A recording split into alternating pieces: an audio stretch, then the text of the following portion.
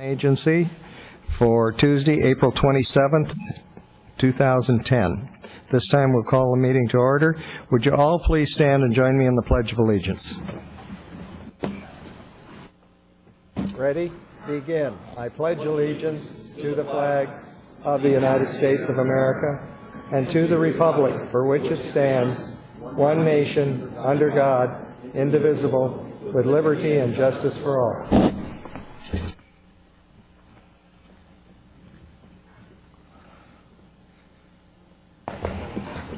Thank you. Would the clerk please call the roll? Councilmember Bill De La Pena. Present. Councilmember Irwin is absent.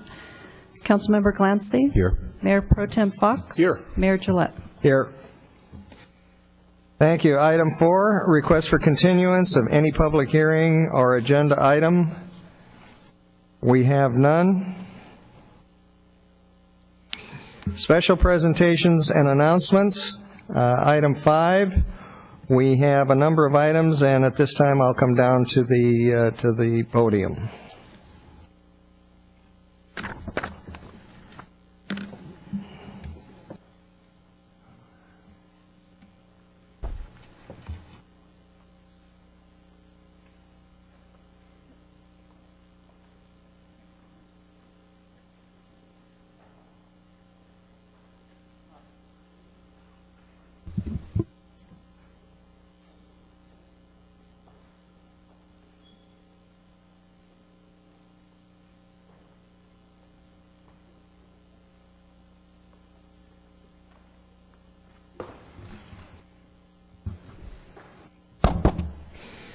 This evening we have 3 special presentations. Each of them recognizes a group that has made positive differences in our community. I'd like to introduce Chris Ball, City of Thousand Oaks Assistant Analyst in the Public Works Department. Chris, where are you? Welcome. Okay. Chris will have the pleasure this evening of introducing our outstanding local businesses who will receive the city's prestigious Waste Watch Award. This award recognizes the businesses who have invested their time and resources in helping to change the world around us through environmentally responsible decisions. Chris?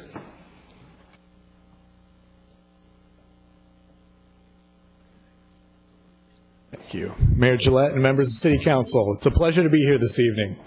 The city celebrated Arbor Earth Day this past Saturday with a wonderful event at Caneo Creek Park, and we're keeping that spirit alive with the presentation of the City of Thousand Oaks 2010 Waste Watch Awards. These awards showcase local businesses and nonprofit organizations by recognizing their commitment to our environment through outstanding waste reduction, recycling, and conservation programs. We have 5 Waste Watch Award recipients this year. Mayor Gillette, if you would present the award certificates while I introduce our recipients in alphabetical order. Our first Waste Watch Award winner is Amgen Incorporated. Representing Amgen is Paul Ferlisi, Director of Environment, Health, and Safety.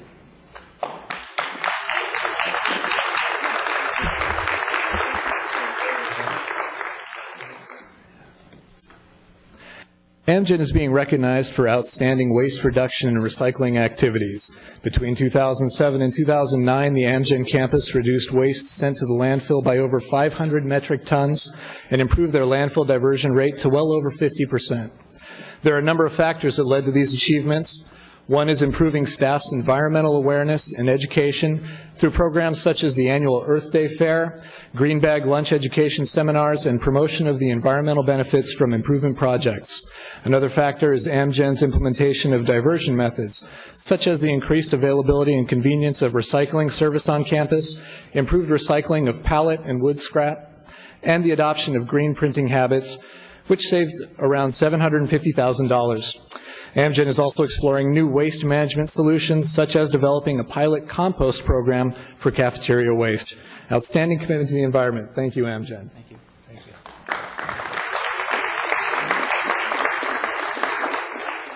Our next award winner is Baxter Bioscience. Representing Baxter is Austin Shan, Environmental Health and Safety Associate.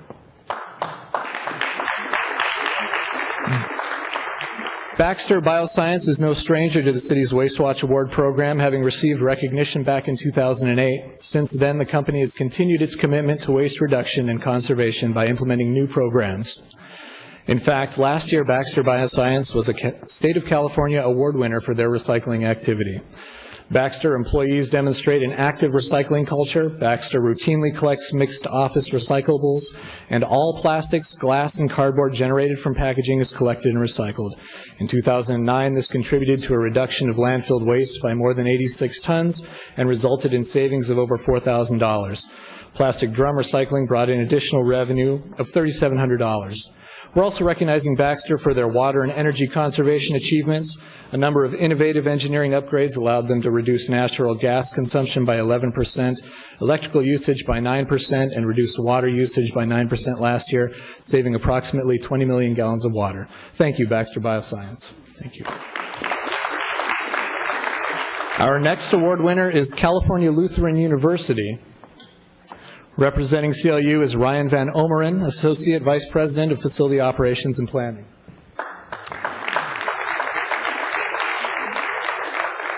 California Lutheran University is being recognized for their outstanding recycling and conservation activities. Some highlights from their long list of programs include campus-wide recycling of metal, green waste, plastic, aluminum, paper, and cardboard, a targeted program to collect recyclables during the fall when students moved in to campus housing.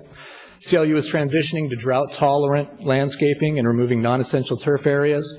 They also reuse their chipped green waste for landscape mulch and use landscape irrigation controllers to track weather and automatically adjust irrigation timing. Construction of the first LEED-certified or green building on campus is underway. The campus utilizes an energy management system to strategically control campus heating and air conditioning.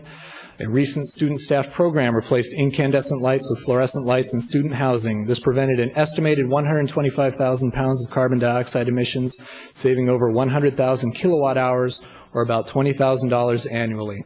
CLU has also developed a sustainability council to incorporate input from faculty, staff, and students in promoting sustainability. Thank you, California Lutheran University.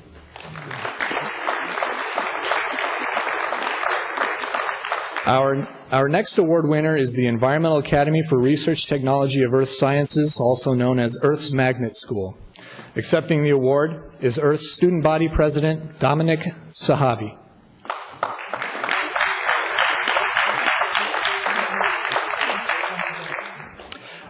Earths has been a participant in the city's Community Enhancement Grant Program, and our environmental program staff has presented at their Earths After Dark community outreach event, but we had no idea just how much was going on there until we received their extensive nomination form.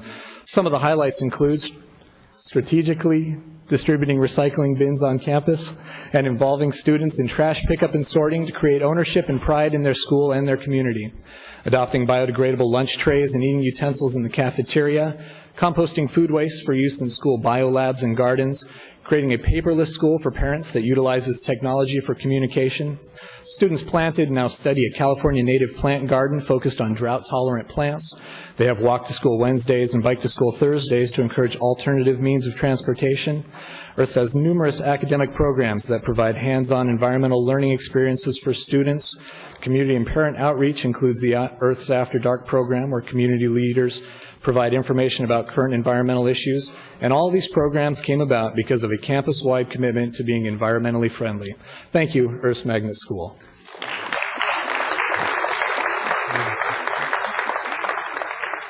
And our next award winner is Steve Johnson Painting. With us is owner Steve Johnson.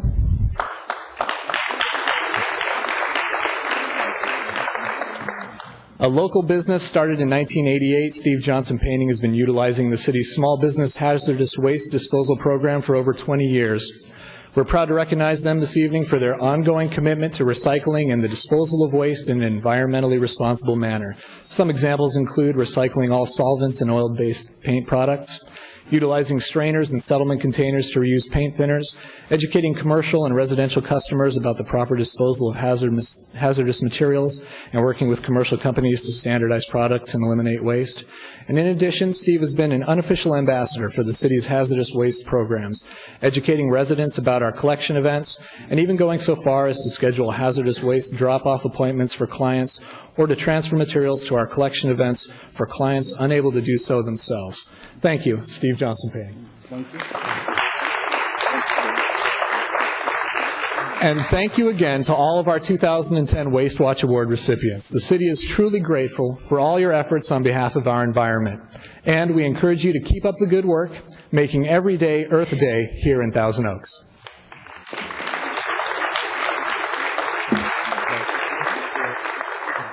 Chris, thank you very much, and to all of the recipients, thank you so very much for your commitment to the environment and commitment to quality of life in this community.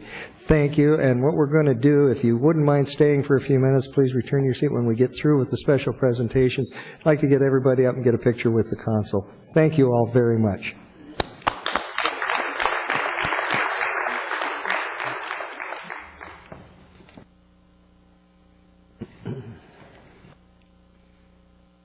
Our next presentation this evening is in recognition of meritorious service by two of our own Thousand Oaks police officers who began an investigation in 2004 and never faltered until the crime was solved.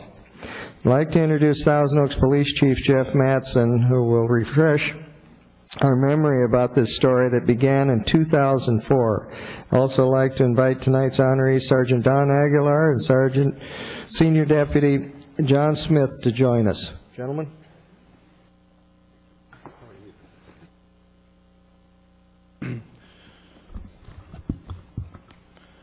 Good evening, Mr. Mayor, members of City Council. On the evening of August 14, 2004, Victoria Nugent, a minor and Newberry Park resident, was spending some time with her friends. During the course of that evening, Victoria was given a significant amount of psilocybin mushrooms, a natural hallucinogen. She ingested the mushrooms several times during the evening. Her friends had purchased the mushrooms from local resident Stephen Roman.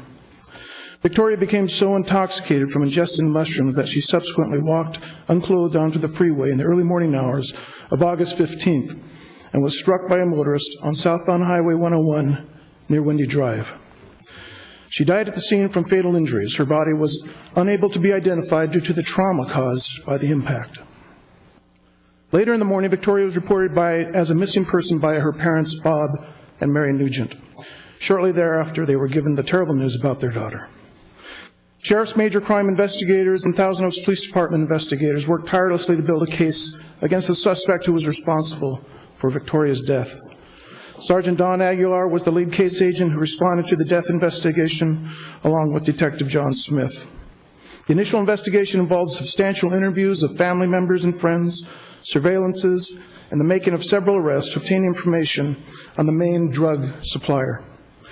After identifying the mushroom supplier as Stephen Roman, Sergeant Aguilar and Detective John Smith attempted to track him down. However, Roman had fled the area, knowing he would be arrested in connection with Victoria's death. At about the same time, Ventura County Senior Deputy District Attorney Ryan Wright was highly instrumental in assisting with this case. He was able to get convictions in a related case where one of the defendants cooperated with investigators and enabled them to obtain information about supplier Stephen Roman. At this point of the investigation, Sergeant Aguilar passed the information obtained over to the Ventura County Sheriff's narcotics investigators, who kept an open file on the narcotics portion of the investigation. Narcotic officers, realizing the importance of the investigation, kept working hard to develop information on Roman's whereabouts and targeted his continued drug dealing. They continually obtained information through tips and never ceased their search for Roman, continuing to track him as he continued to sell illegal drugs. In September of 2008, Sheriff Narcotics arrested Stephen Roman on a sales of ecstasy charge. Ecstasy and psilocybin mushrooms were found during the execution of a search warrant on Roman's residence. Senior Deputy District Attorney Ryan Wright assisted in the preparation of the prosecution of this case because of his prior knowledge of the Victoria Nugent case and his motivation to bring the drug supplier to justice. Subsequent to the arrest of Roman, Sergeant Aguilar was notified and responded to the station to interview Roman for several hours on the Nugent case. During the interview, Roman admitted to drug dealing in Thousand Oaks on the sales charge he was arrested for. Roman also admitted to selling the potent mushrooms to friends who provided them to Nugent. Roman was booked into the Ventura County Main Jail for a narcotics sales case. Sergeant Aguilar, Detective John Smith, and Assistant District Attorney Ryan Wright sought ideas to prosecute Roman on state charges for admitting to causing Victoria's death as well as the drug sales. But there were no applicable statutes. However, attorneys from the United States Attorney's Office in Los Angeles became very interested in the case and conducted research in possibly presenting a case for prosecution in federal court. They considered the filing of 3 felony charges of distributing drugs to someone under the age of 21, causing death. The sentence for the violation carried a mandatory minimum sentence of 20 years if convicted. Sergeant Aguilar met with Bob and Mary Nugent and told them that the United States Attorney was looking at filing applicable federal charges to hold Roman responsible for Victoria's death. The Nugents were grateful to hear that hopefully soon there would be some justice in their daughter's case. U.S. Attorney subsequently filed federal charges against Roman, and he was taken into federal custody. After several months of incarceration, Roman entered a plea agreement to all 3 counts on April 8, 2009. In August 2009, fully 5 years since the death of Victoria, Roman appeared in federal court with the Nugent family in attendance. Judge Percy Anderson sentenced Stephen Roman to 15 years federal prison and 6 years of supervised release. The case provided closure to the Nugent family. Both assistant U.S. attorneys who prosecuted the case noted the thorough and outstanding investigation by Thousand Oaks Police Department and the Sheriff's Major Crimes and Narcotic Investigators. They said the success of the case weighed on the strong connection of the death investigation and the narcotic sales case, proving that Roman was a local drug dealer who ignored his responsibility in causing the death of Victoria Nugent and continued to sell drugs in the community through 2008. That was the key. That was the nexus. You harm someone with your drug sales and then you continue to sell drugs, you will be held responsible for your actions.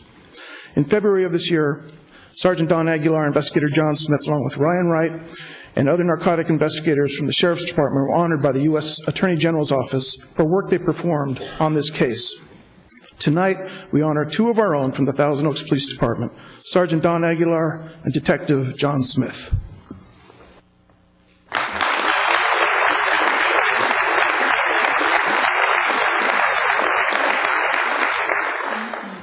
Thank you, Chief. This story is an example of what has made Thousand Oaks one of the safest cities in the United States, and I'd like to express our appreciation and pride to our city police department.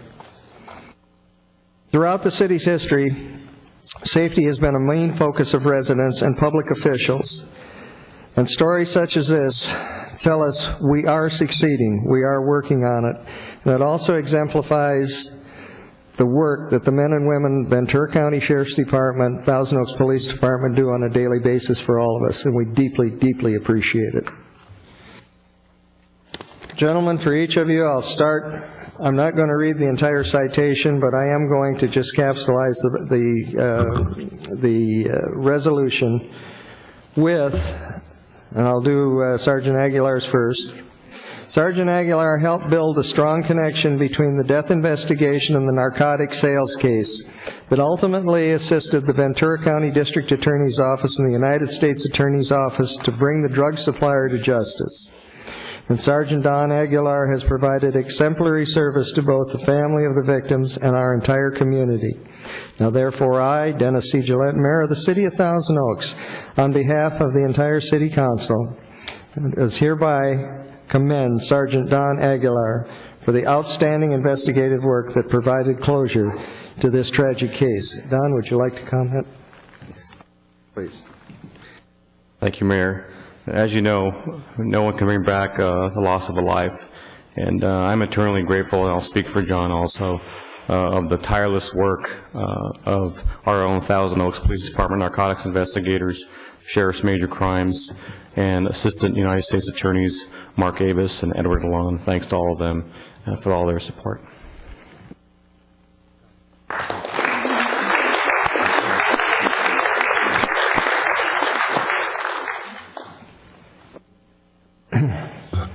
And also, this commendation in honor of Senior Deputy John R. Smith.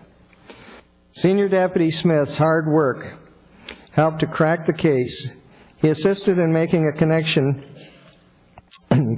between the victim's death and the illegal sale of narcotics, ultimately bringing the suspects as well as the drug dealers to justice.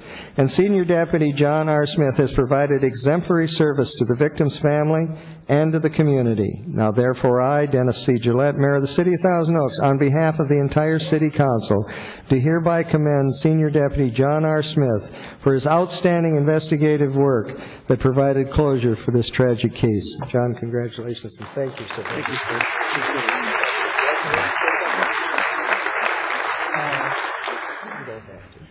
Look, if you would just...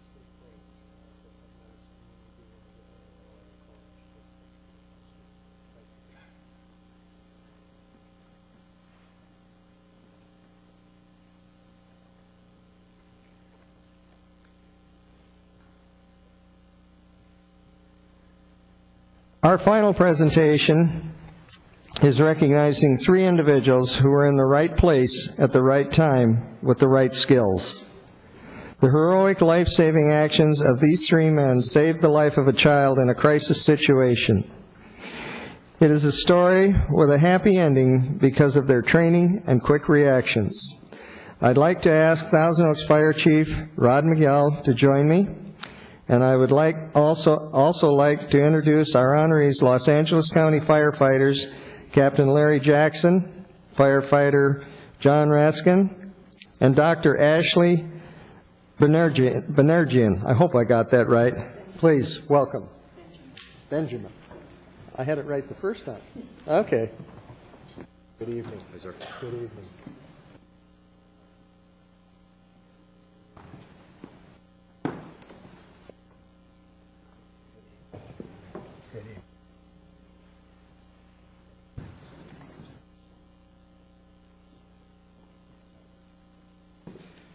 Rod, why don't you go ahead and take this for us and bring us up to date on the actions. Mayor, council members, I'd like to first of all recognize the presence of Captain Brian Dilley and Engine 31 and the crew of Squad 31 up in the back there, and also Captain Ed Spafford and the crew of Truck 30 coming to honor this auspicious occasion. I'd like to continue on by describing the emergency medical system in our community. It's made up of several parts, and the most basic of that are the citizens that are willing to step forward and take action when necessary. They also activate the 911 system, which brings the fire department, paramedics, the ambulance companies, and that results in the transport of a patient to the medical professionals at a hospital. On the morning of March 26th, the role of the citizen was actually filled by trained professionals. Los Angeles City Fire Captain Larry Jackson, Engineer John Raskin, and a physician, Dr. Ashley Benjamin. And what could be a better situation? I have Battalion Chief Ted Smith here to relate the events of that morning. Mayor and council members, on behalf of Ventura County Fire Department, if not for the quick actions of Thousand Oaks resident off-duty Los Angeles Fire Department member Captain Larry Jackson, Engineer John Raskin, and parent Dr. Ashley Benjamin, a 8-year-old Cypress School student would have died on March 26th. While the students were jogging around the track participating in a fundraiser at the school, one of the second graders suddenly collapsed.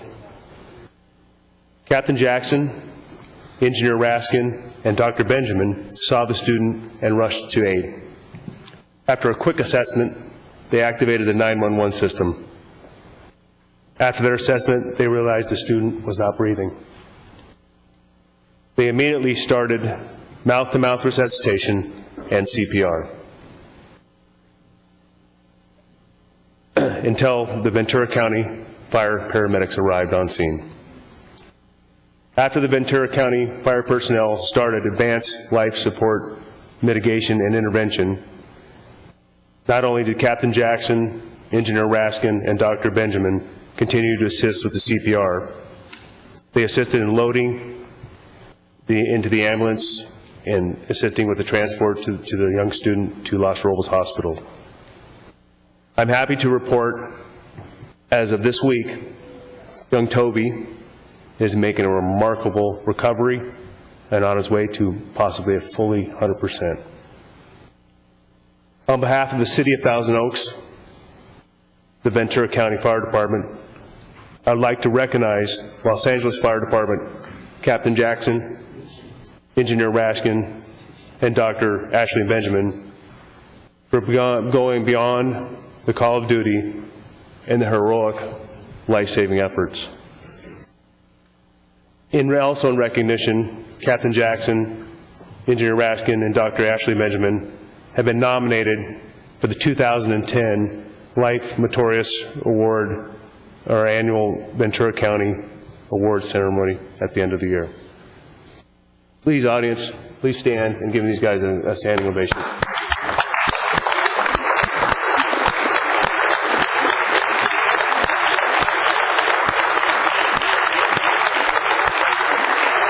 Thank you.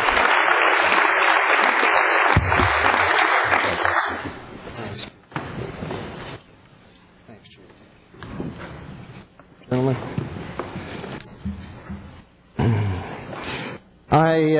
I'm not going to read each commendation, but I will read the highlight on it, and I think TOTV has Toby's picture up. They did show it? There. Why don't you leave that up? That's what this is all about. The first commendation to Captain Jackson, if I may. A commendation in honor of Los Angeles Fire Captain Larry Jackson for quick action in assessing the situation to determine this little second grader was not breathing and directing the need for directing the need for resuscitation most certainly saved his life. Fire Captain Larry Jackson is to be congratulated for his professional demeanor and immediate response in an emergency situation. Now, therefore, I, Dennis Gillette, Mayor of the City of Thousand Oaks, on behalf of the entire City Council, do hereby commend Fire Captain Larry Jackson and express our appreciation for going above and beyond the call of duty, as well as providing exemplary service to our community. Thank you, sir.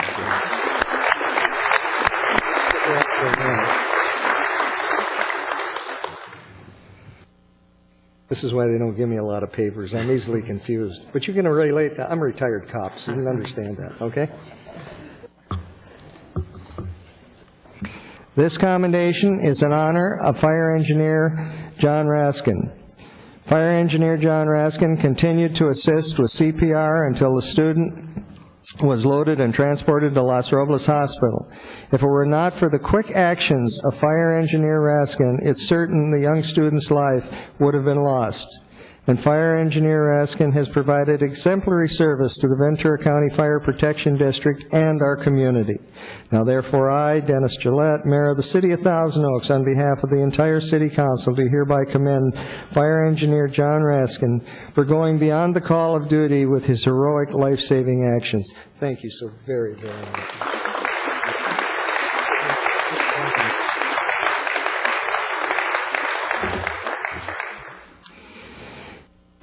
This commendation is in honor of Dr. Ashley Benjamin. Dr. Benjamin assisted by doing chest compressions. He and Engineer Raskin altered CPR until the Ventura County Fire paramedics arrived on the scene, and the student was transported to Los Robles Hospital. And if it were not for the quick actions of Dr. Benjamin, Captain Jackson, and Engineer Raskin, it's certain the young student's life would have been lost. Dr. Ashley Benjamin is to be congratulated for his immediate response in an emergency situation. Now, therefore, I, Dennis Gillette, Mayor of the City of Thousand Oaks, on behalf of the entire City Council, do hereby commend Dr. Ashley Benjamin and express our appreciation for his going above and beyond the call of duty, as well as providing exemplary service to our community. Dr. Benjamin, thank you so very, very much. Hey, gentlemen,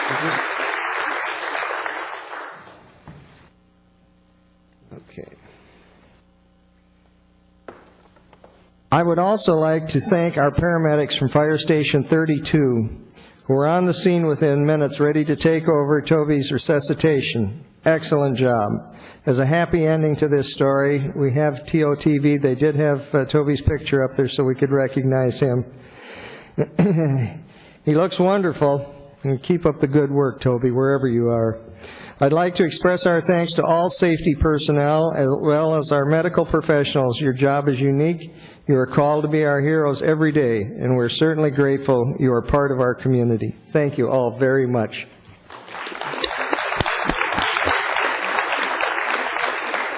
If I could now call quickly on all of the award recipients this evening, if you'd come down for a minute, we'd love to get a picture with the consul. Would the consul come forward, please? Let's step out in the...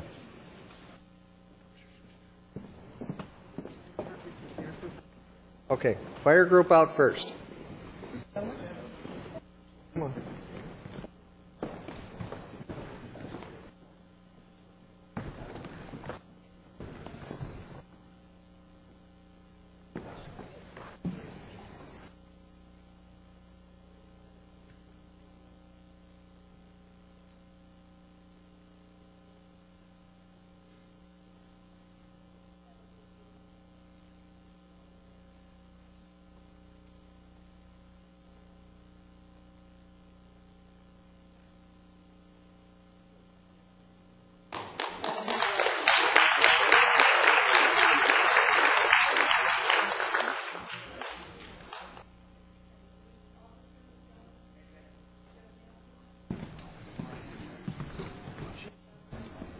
Yes, ma'am.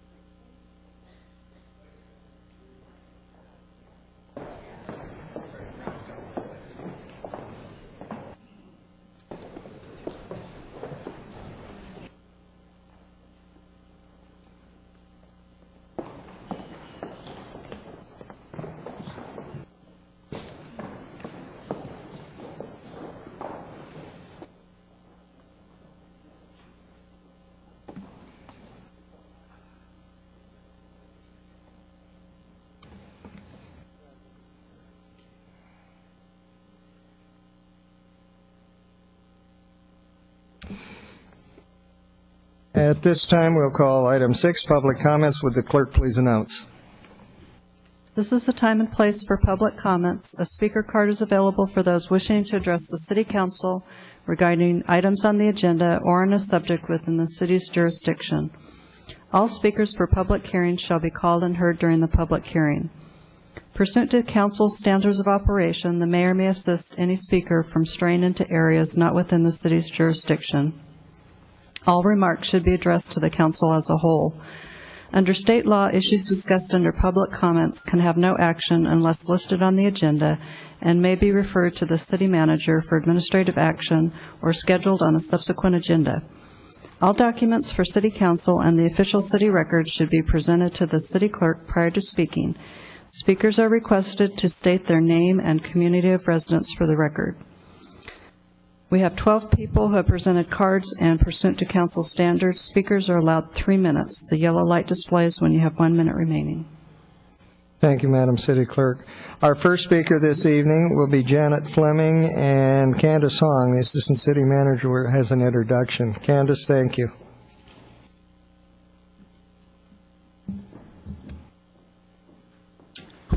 Good evening, council members and Mayor Gillette.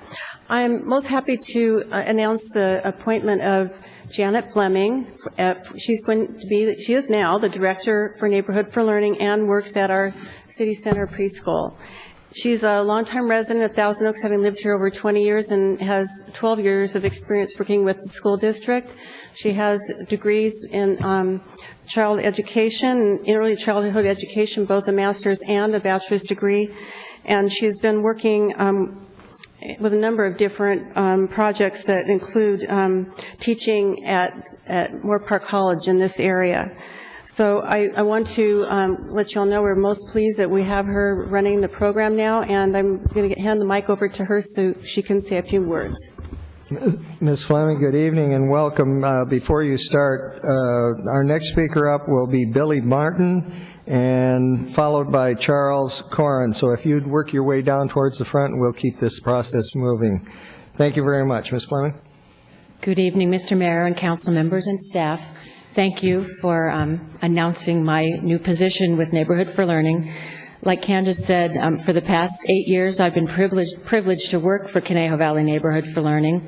I work closely with the founding director, creating the program, including the preschools, which serve children 3 to 5, and their families, the parenting classes and services for families up to age 3. What was created is an organization that has a strong infrastructure based on integrity and the desire to help children and families live up to their full potential. It is because of this strong infrastructure that we have not only survived a tough economy and some public representation that has been negative, but we've also grown. We are now serving over 300 families and children. With our strong partnership with First 5, the school district, and now happily with the city, we have made and will continue to make a positive impact on the lives of many families in Thousand Oaks. I look forward to continuing the legacy that was begun 8 years ago and building on the successes that have already been achieved by Neighborhood for Learning. Speaking of successes, last Saturday we had our 4th annual Celebrate the Family picnic. We had over 200 participants, families, children, staff, who took the day to spend time playing, enjoying each other's company, taking just time away and focusing on the importance of relationship and each other. Thank you.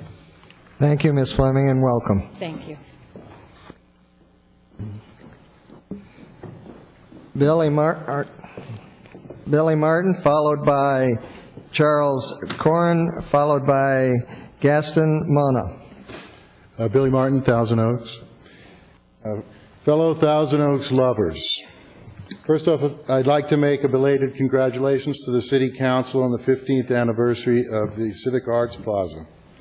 And one thing is for sure, this couldn't be built today. I love this town, even after 33 years of living here, and now it appears to be in the worst financial shape ever. I'm tired of reading about all the doom and gloom. I think it's time we came together and did something about it. I moved to TO from New York after the bicentennial in 1976. I had completed coursework for my master's in mass communications and tried to find work in the Big Apple. Unfortunately, the city was on the verge of bankruptcy. So I moved to Thousand Oaks, where I got my first real job at the News Chronicle. By 1979, I was editor and founder of Westlake Magazine. I then handled the identity package for the new city of Westlake Village in 1981. As project manager for the largest ad agency in Ventura County, we launched Packard Bell from nothing to the largest computer maker in the world. We also handled all licensing products for Warner Brothers, and in 1995 took the new Batman logo to #1 in the world, ahead of Snoopy and Mickey Mouse. My proposal is a new city entity that is tasked to bringing in funds and capitalizing on an elevated city image at no cost to taxpayers. In fact, it would raise money for the city by maximizing the city center complex. We begin with branding. In marketing, the goal isn't in originality as much as it is in doing what has been proven to work. What they did in New York was launch a campaign to increase business traffic through tourism dollars. The ad agency came up with a catchy slogan, "I love New York, pro bono." But the curious thing is that most of the merchandise was brought by New Yorkers.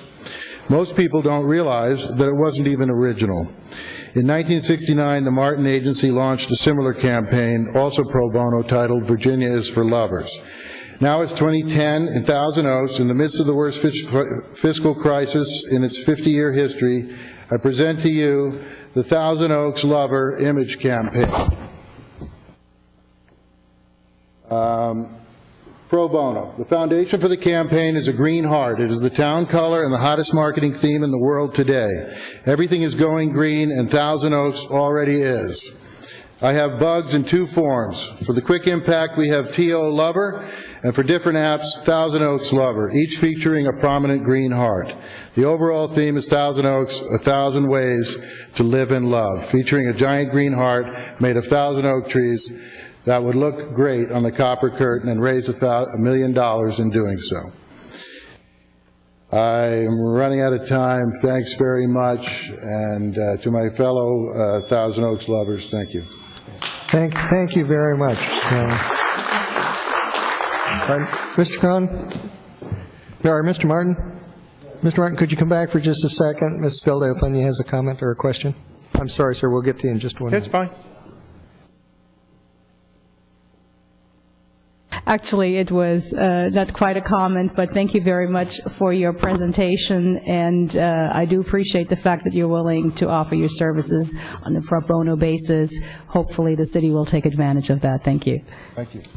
Thank you very much, Mr. Martin. Charles Cronin, followed by Gaston Mona. Sir. Mayor Gillette, City Council. Charles Cronin, 1912 Mayor Pradera Lane, Thousand Oaks, although the post office thinks I live in Moore Park. In any case, generally this podium is for issues and complaints. This is one where I'm coming here to thank you. Thank you for your leadership in the area of energy efficiency. We saw these presentations. Mayor Gillette in particular, you belong or are a board member on the Ventura County Regional Energy Alliance, which has taken a leadership role and has gotten Thousand Oaks as well as Ventura County and other neighboring cities appointed to the California First pilot program, which will provide a unique funding mechanism for the city, for the residents of Thousand Oaks and the businesses to improve their energy efficiency. As everyone on the council and many of the staff know, it's a pretty high interest to me because we're part of the group that's concerned about the presidential substation project. And we feel that the California First program, if properly implemented, and it starts this summer, can go a long way to reducing the peak demand that's driven primarily by air conditioners. Just for everyone's reference, the class study, which is basically a saturation study, indicates that about 1/6 of the air conditioners pre-1992, and about 2/3 of them, of the remainder, predate 2000. Those are woefully inefficient units, and I'm sure most people would love to change them to reduce their electric bill, but they do not have the funding. And the California First program will help. We hope that you continue to promote those efforts through the Ventura County Regional Energy Alliance, which you're very active in for a founding organization, and also through the efforts of city staff. We thank you. Thank you very much, sir. Gaston Mona, followed by Tereso, I believe it's Connell. Sir. Good evening, Mr. Mayor, member of the City Council. My name is Gaston Mona, and I reside at 5006 Reed Road, Thousand Oaks, Racket, Moore Park. I'm here tonight to comment on the zip code issue for the Enclave, which is a small subdivision situated at the end of Reed Road, northern section of Thousand Oaks near the 23 freeway. When we bought our home in 2004, we were told by the builder Centex that we would have to use the Moore Park zip code 93021 because the U.S. Postal Service refused to deliver our mail from the TO post office. We were told that this had been okayed by the city of Thousand Oaks in approving the subdivision. We had no choice but to live with that decision. Over the years, however, this has created frustration, financial hardship, and safety issue for all of us in a small subdivision. Because of this zip code, many parents have problems getting their children accepted in many sports, example soccer, baseball, football, and other programs sponsored by the City of Thousand Oaks because of the zip code. We have a hard time getting library card from the City of Thousand Oaks because of the zip code. It's causing a serious financial problem for some of our neighbors. Because of the zip code issue, we are lumped in with Moore. So everybody in our neighborhood that has tried to renew their mortgage or sell their house have seen their value of their property reduced by several hundreds of thousands of dollars because of the zip code issue. This is causing some residents to be on the verge of losing their homes because they can't renew their mortgage nor mortgage them. Banks, appraisers, and mortgage lenders don't consider us as Thousand Oaks residents. Yes, yet our taxes go to Thousand Oaks. As to safety, last year in 2009, I read an article in the Star explaining the City of Thousand Oaks reverse 911 phone program. So the next day I called the city to register, and I was told that I didn't live in Thousand Oaks and couldn't register. So I tried to explain to the young lady that I lived in Thousand Oaks even though my zip code was Moore. They told me to call Moore. I called Moore. Moore says, well, you don't live in Thousand Oaks. You got to call the Ventura County. Call Ventura County. They say, well, we can't register you in the 911. You'll have to go back to Thousand Oaks. And I explained my situation, so the lady called the City of Thousand Oaks. She called me back about 2 days later, and I was finally able to put my name on that list, and I was told by the City of Thousand Oaks that they were making an exception because as far as they were concerned, I didn't live in the City of Thousand Oaks, I lived in Moore Park. So I'm making a request in the name of all our neighbors for the city to help us, because I can't see why the Postal Department can dictate where you live, even though the legal boundaries tells us that we're living in Thousand Oaks. Thank you. Thank you, sir.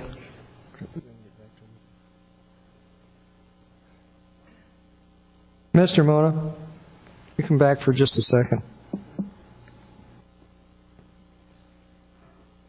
Your situation is not dislike our neighbor Oak Park. For years it was identified because it as part of Los Angeles County, Agora Hills and what have you. There will be someone contact you, and we will work to do some follow-up with you. Okay, thank you. Thank you. Teresa, I believe it's Cannell. All right, you'll get a chance to clarify when you get up to the podium, please. Followed by Leslie Manu. Hi, my name is Teresa Canu, and today I would like to say a few words. Would you please get closer to the microphone, ma'am, so we can hear you more clearly? Thank you. Thank you. Oh, I'm sorry again. Sorry. That's fine. My name is Teresa Canu. Today I would like to say a few words on behalf of my children.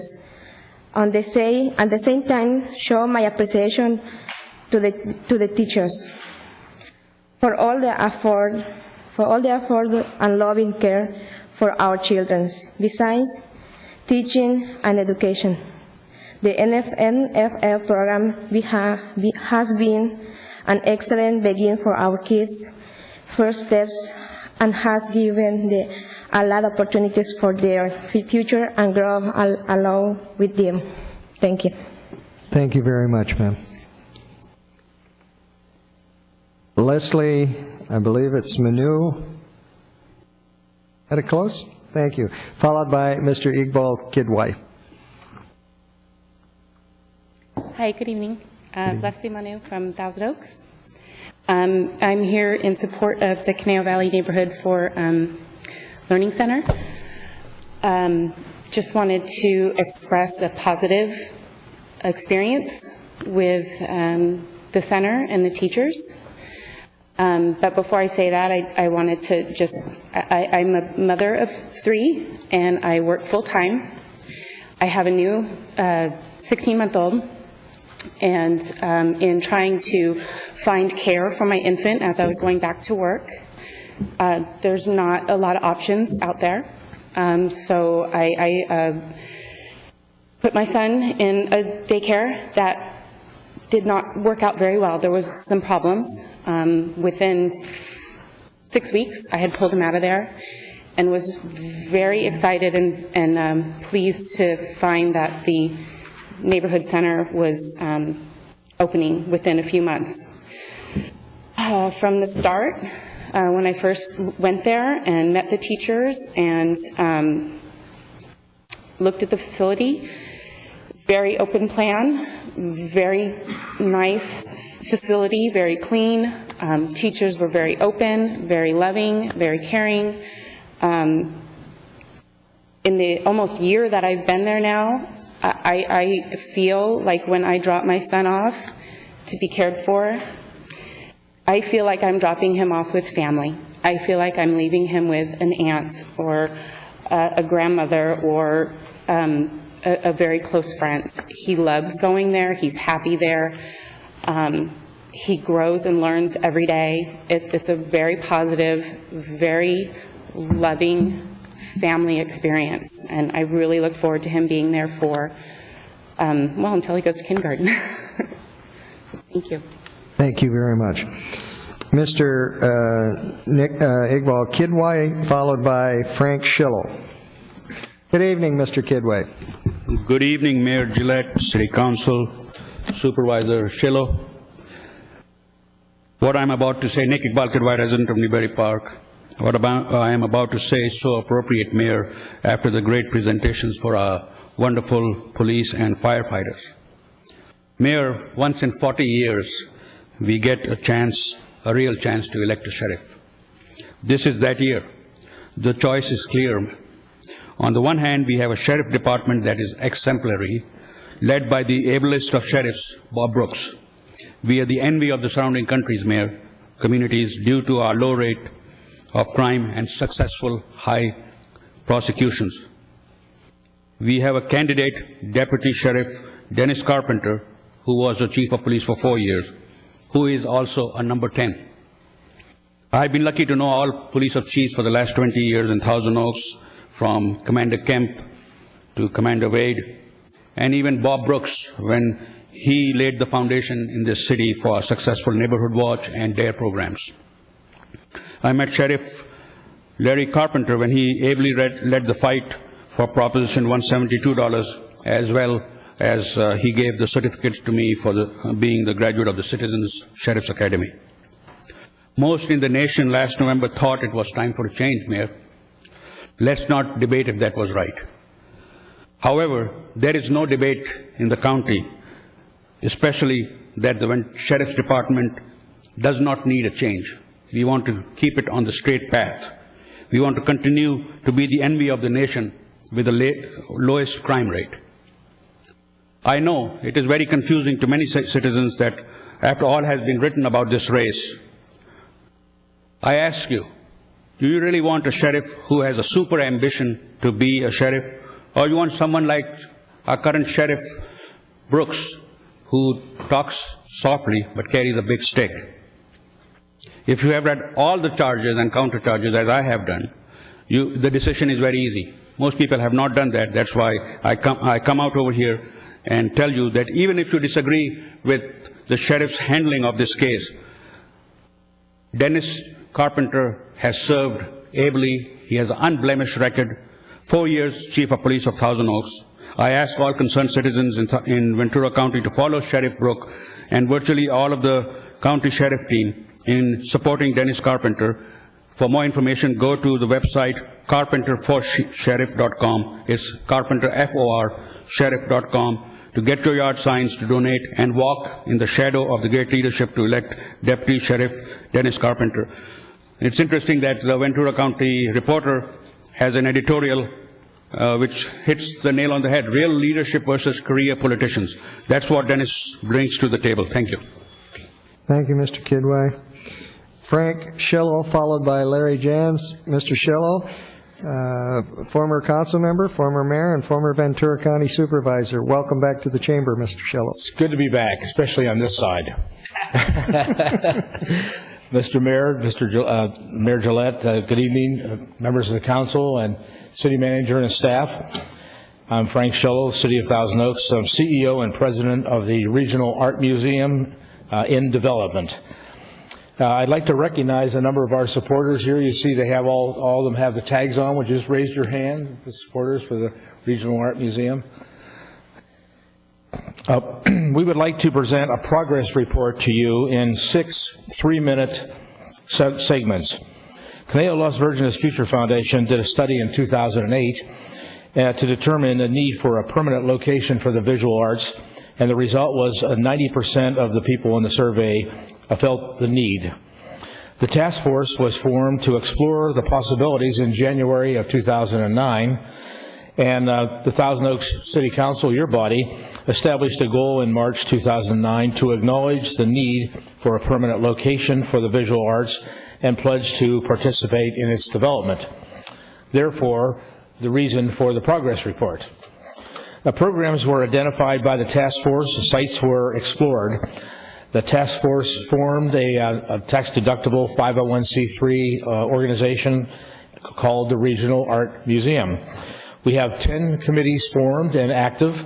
The names of the committees are the Theme Committee, Events, Membership, Finance, Marketing, Education, Case Study, Public Relations, Timeline, and a website. Our website is info@regionalartmuseum.org. We met with the New West Symphony and the Thousand Oaks Art Association to form our first partnership and are planning other partnerships in the region. A membership drive is now in progress in 4 cities, Thousand Oaks, Agora Hills, Westlake, and in Thousand Oaks. And a survey of public participation in the arts in 2008 showed that 23% of all adults visited a art museum, as compared to 17% who visited musicals. So there is a need for the Regional Art Museum.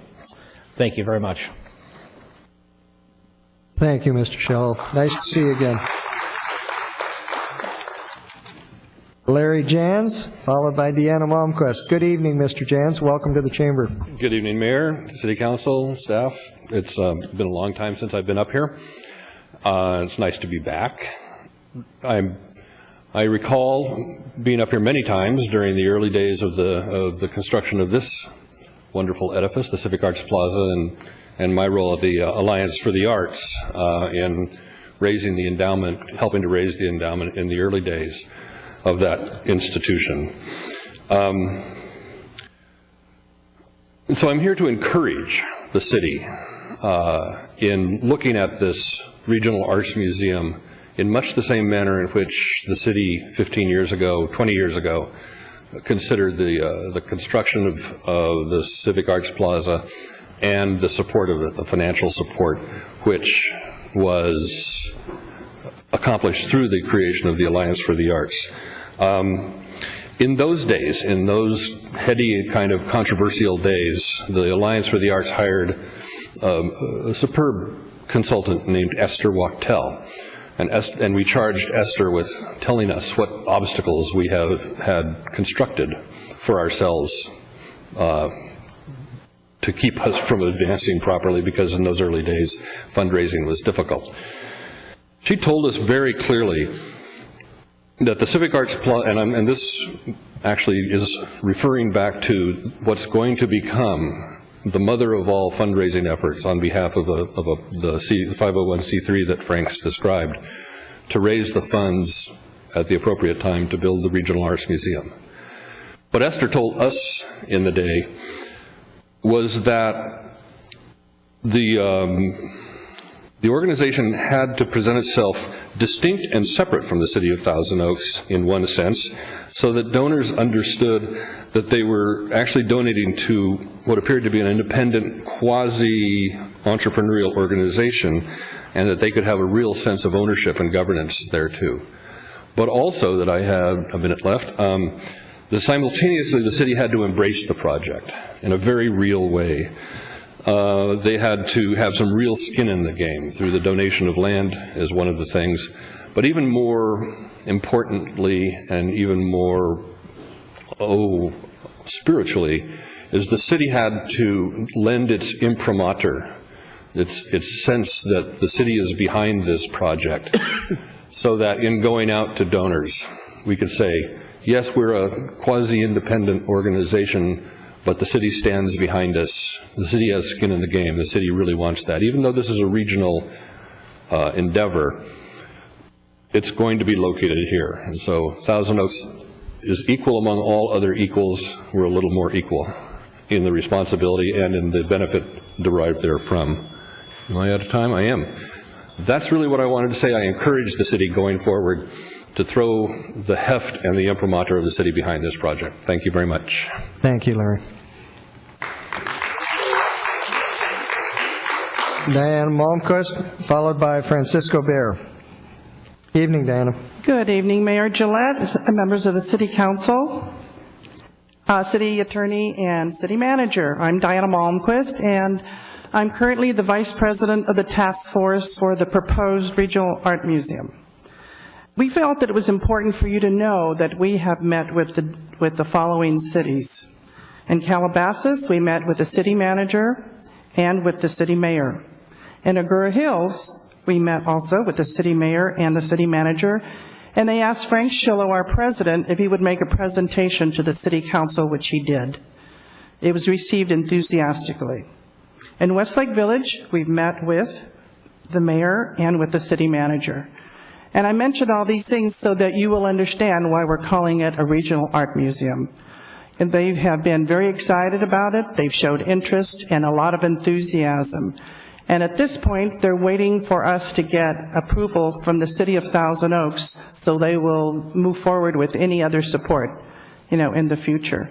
We felt that you should know this, that we have talked to them, that we've given them information, and that we're looking forward to this moving forward. Thank you. Diana, can I ask you one quick question? In the looking at the array of public support for a project of this type, on your list of agencies, has there been a decision to reach out to the County of Ventura, since a large number of the citizens in the region live in the unincorporated area? No, we haven't. Okay, thank you. Not at this point, but does it mean we wouldn't later on? Thank you very much. Thank you. Francisco Baird, followed by Dick Johnson.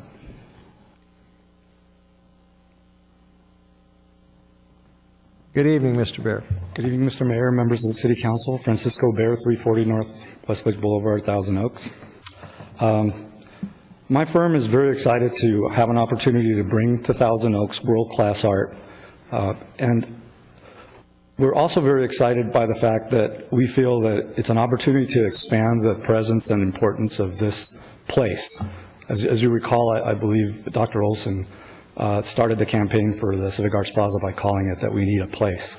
And now that we have a place, we've found out that when we polled all the different members that are part of our committee as to where should a regional art museum be, we found out that almost unanimously, and this is people from other cities, they felt that it needed to be here next to the Civic Arts Plaza, that because we have the performing arts here, that the visual arts also should be located here.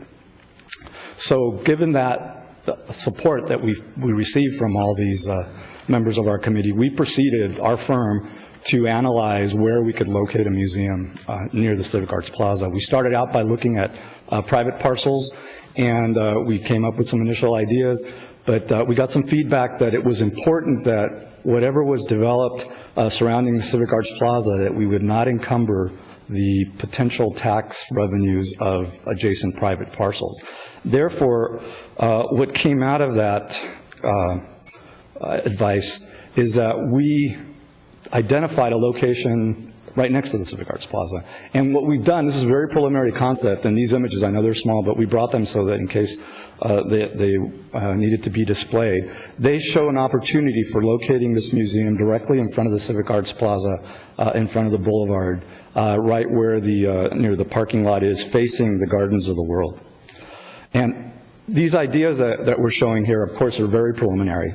They show a 30,000 square foot building arranged in 3 levels, the main level having the lobby, gift shop, and the media room, local galleries on the 2nd level, and a full gallery on the top floor. We think this is a real unique opportunity. We think it's an opportunity where we're taking advantage of a piece of land that would otherwise not be used for anything as significant as this. So we think it's a win-win opportunity. So we would really encourage the city to sit down with us and talk about forming a partnership to proceed with this. Thank you very much. Thank you very much. Dick Johnson, followed by Michelle Levitt. Dick, good evening. Good evening, Mr. Mayor, City Council. Dick Johnson, Thousand Oaks. It's like a couple of my predecessors, it's been a long time since I've stood up here and addressed the City Council. But I am thinking it was almost 20 years ago when I did speak in front of a City Council, and I read what Dr. Ray Olson had put as the theme of our building for the building the Civic Arts Plaza. We need a place. We need a place where we can perform. We need a place where we can exhibit.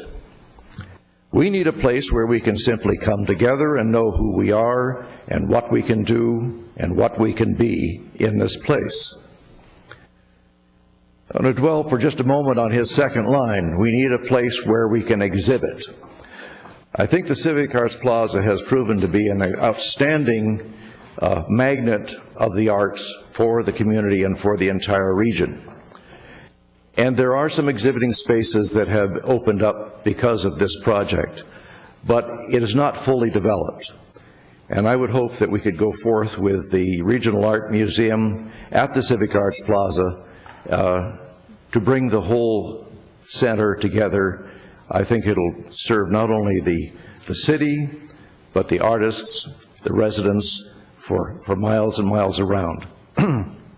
I've passed out a little progress report that we have made. I hope you enjoy reading through it and that we see your support coming forth in the near future. Thank you. Thank you very much. Final speaker under public comment, Michelle Levitt.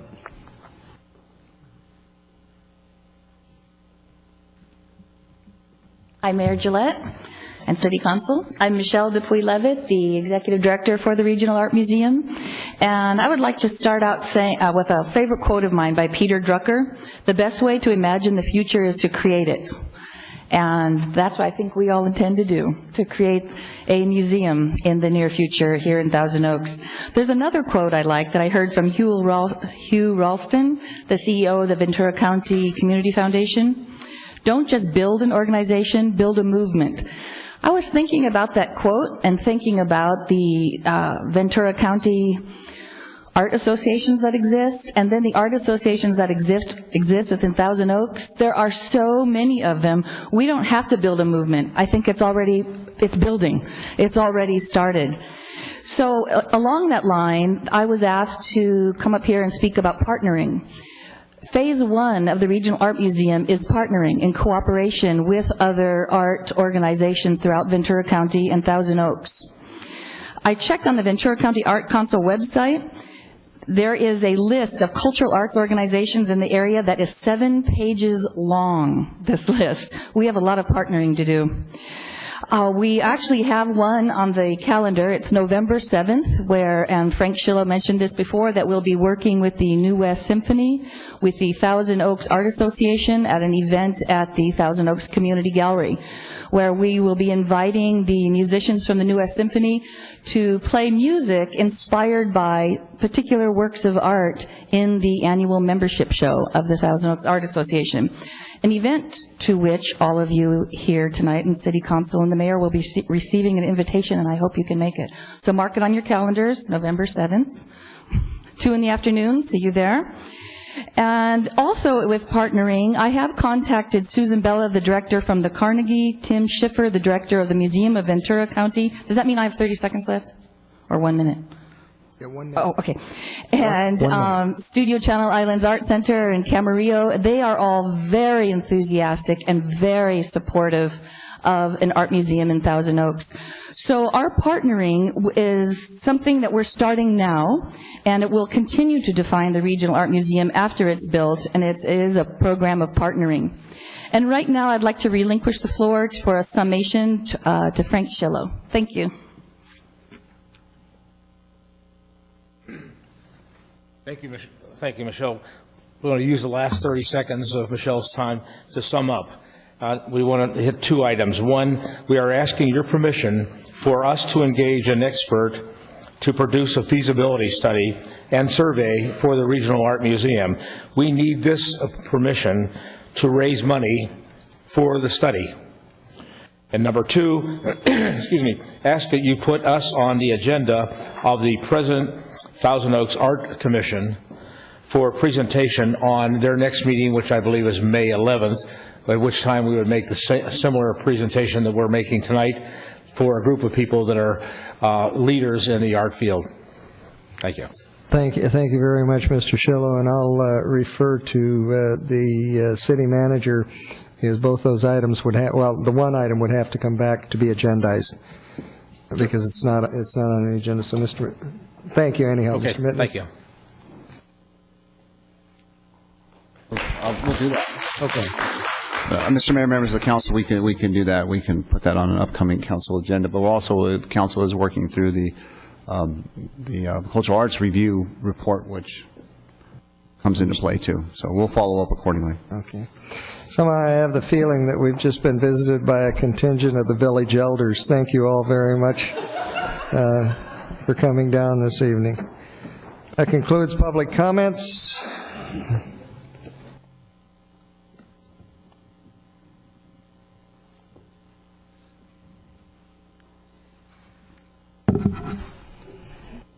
Thank you.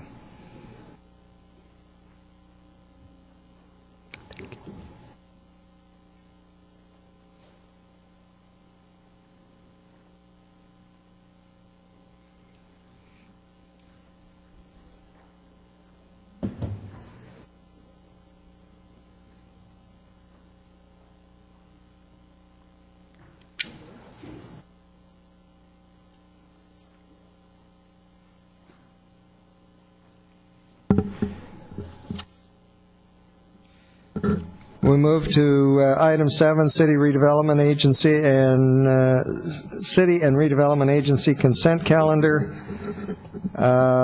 Supplemental items for 7G and 7.1. City Clerk? Do we have any other additional on that? No, but we do have a speaker at the I have two time. speakers. I have two speaker cards. One is for questions only, and one is for comments. So let me let me call the speaker card first. Mr. Nick Kidwai, I believe you want to speak to items 7B and I.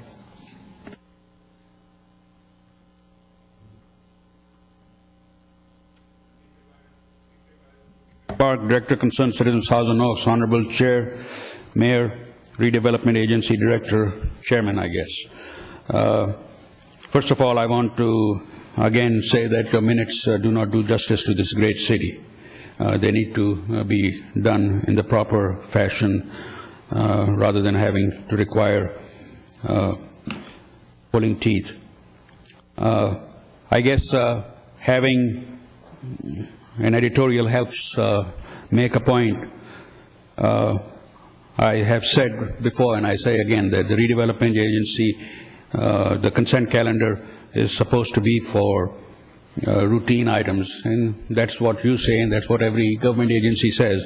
But this agenda item regarding moving the angle parking study ahead, even before it is approved, I mean, it flies on the face of everything that good government stands for. TOTV, if you can do me a favor and show the overhead, there it is, putting the dollars before the cart. I mean, it's unbelievable. I mean, I don't want to come and criticize you folks, but taxes are a sacred thing. The Redevelopment Agency dollars are not free money. I mean, what is the great hurry? I mean, do things the right way. You have in your agenda packet this time about 4 letters thanks to the against the angle parking in general. But that is even beyond that. To approve a contract when this thing has not been approved, I mean, the only worst thing is to have spent $3.2 million on the other side of the Civic Arts Plaza without having a plan. Maybe this arts thing that we are talking about that's what was envisaged. But I mean, the gentleman who sent the editorial said it best, and I quote, "Stop the insanity. You threw away my money on the consultants," and in parentheses says, "Sounds crooked to me, a movie theater." Well, let's get the arts people there rather than the movie theater. Then it won't be as stupid like he says. Do not spend my money on 10 parking spaces. Where is your common sense? For God's sake, I hope none of you will vote for this. Ask for a continuation. Have it at the next meeting. Don't go dark in August. I mean, come back and take your responsibility seriously. Thank you, Mr. Fox. Thank you. Thank you. Any comment? We have the one additional card for questions only. Okay, what's the pleasure of the council? Yes, Mrs. Bell de la Pena. I would like to pull item 7I. Okay. Move the rest of the calendar, or what? Just pull? We can certainly move the rest of the calendar. Okay, I have a motion to move the rest of the calendar and hold item 7I. Comment to the motion? Sorry. Okay, please vote. Motion carries 4-0 with Councilmember Irwin absent. Thank you. Did you want to speak to I then, Ms. Bell? Yes, thank you. I will not be able to support item 7I, which deals with the cost of the initiation of the angled parking at the lakes. I don't understand why this item is a consent calendar item. Appears to me that it should have been an item that open for discussion. But anyhow, now that it is part of the consent calendar, I will not be able to support it. I've already voted against it, and I disagree with using taxpayer dollars to fund a project that is partially or mostly private as well, and also believe that the specific plan which is being discussed by the Thousand Oaks Boulevard Association is another vehicle that should look at the entire area, not just specific to the lakes. Anyhow, so that is my comment. Thank you. Thank you. There's no comment? Measure I. Dr. Glancy? Yes, Mr. Mayor, I move 7I. A motion for 7I. Comment to the motion? Being none, please vote.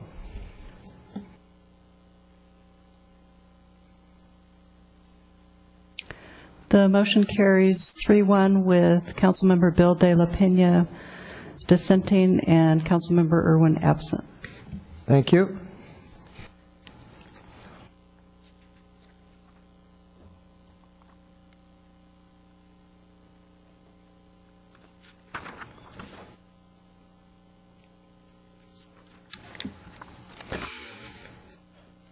Item 8, council public hearing with the clerk, 8A, would the clerk please call the item?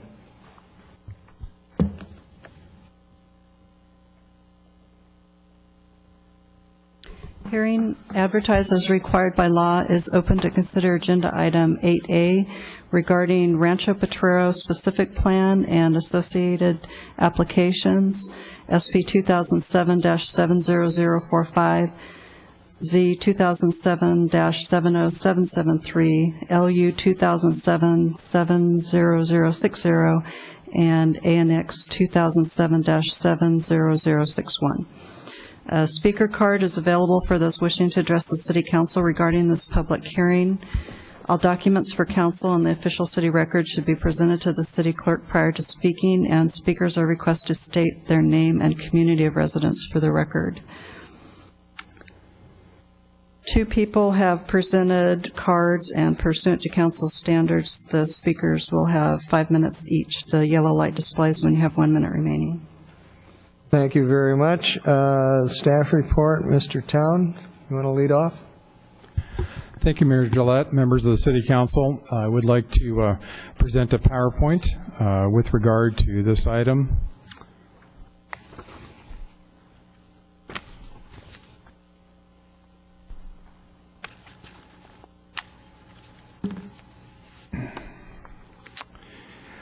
Tonight we're going to be considering a number of cases related to the Rancho Potrero property. Specifically, what you will be considering is the environmental document for this case, which is a mitigated negative declaration. Also, staff has prepared a specific plan for your review, a general plan amendment, a pre-zoning application, and initiation of annexation for the Rancho Potrero property. The council is well aware of this property, but for others, the property is bounded in red on this exhibit, and it consists of 326 acres approximately. Most of the land, as you can see, is in an undeveloped state, all of this area, which is 306 acres. And then there is a 20-acre area in the northeast corner, which is the site of an equestrian center. And as noted here, this is Lynn Road on the north side, and this is Rancho dos Vientos Drive on the western portion of Lynn Road, and this is Via Andrea, so that this is Lynn Road where it then proceeds down Long Ray Canyon to the university. And to the east, right here, this is National Park Service property, and to the south is Park Service property, private ranch land to the west.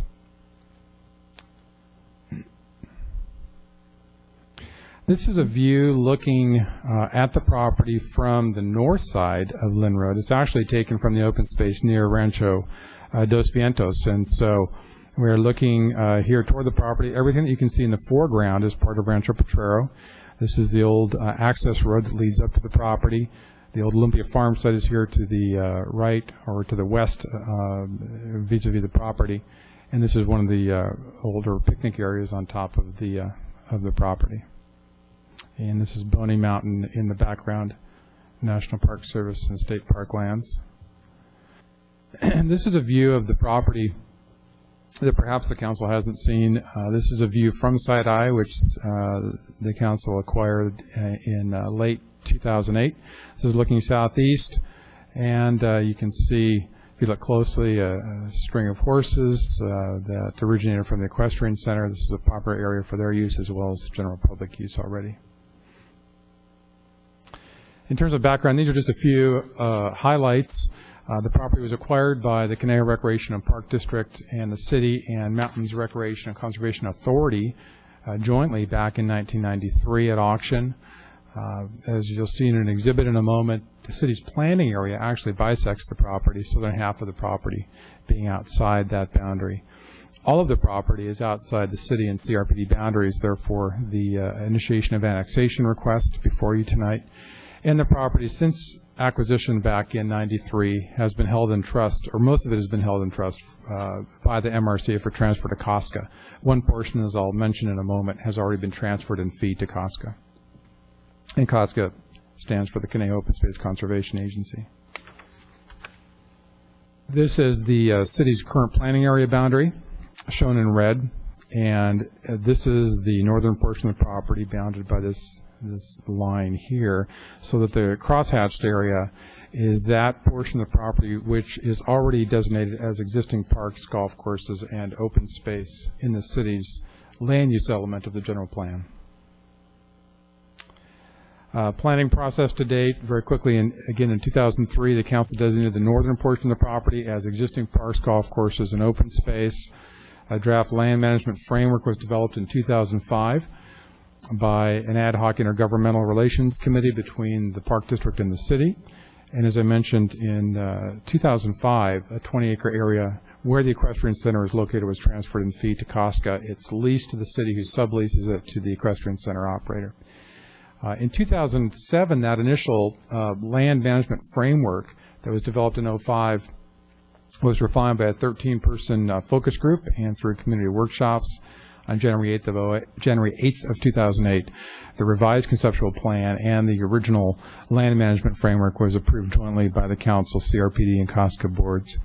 And then more recently, about a month ago, the Planning Commission considered all of the items except for the annexation, because that isn't within their purview, but considered the other items, the specific plan, et cetera, and recommended approval of all of those to the council.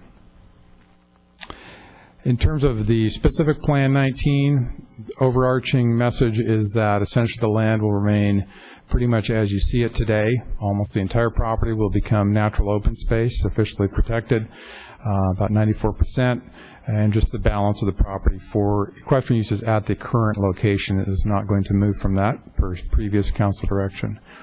And another very important point, the uses and improvements that are described in the specific plan in your packet are entirely consistent with the adopted conceptual plan as revised. This is the land use exhibit from the specific plan, and we're going to talk about a couple of these in a little bit more, but just in very broad terms, again, this is Lynn Road, this is the Equestrian Center Area 6. Part of this plan includes a new trailhead on the west side of the Equestrian Center. The area known as Olympia Farms will be left with very minor improvements, those that are needed for outdoor education. These are going to remain the existing picnic area or pad sites as picnic areas, and we'll talk a little bit about a proposed shade structure on the far east side and a future joint use project with the National Park Service to provide enhanced access to that site from their existing trailhead.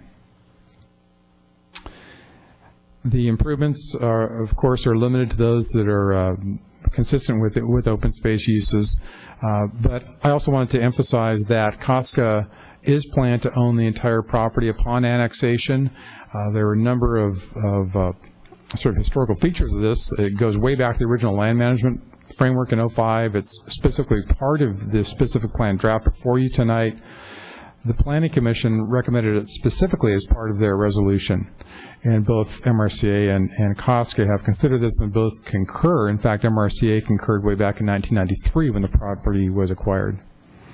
Shade structure, which was originally proposed at Olympia Farms, has been downsized to a 60-person capacity, rustic design, consistent with the design of the Equestrian Center. Roofing, for instance. And then also I mentioned this National Park Service trailhead. That's just to expand the existing trailhead a bit for 27 additional cars, so the existing equestrian use is not impacted.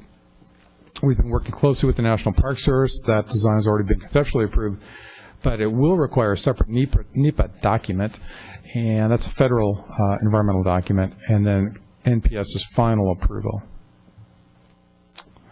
And this is an image that shows the entrance to the National Park Service property. That's this road here. This is Lynn Road right here, so we're looking northeast.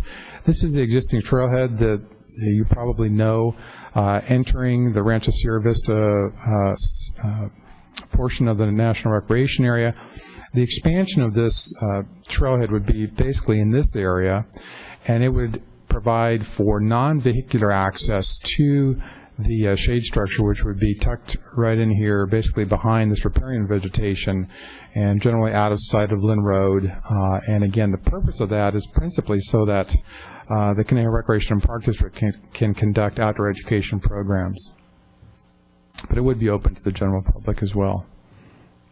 And the property boundary, by the way, between NPS and Rancho Potrero pretty much goes right about through here.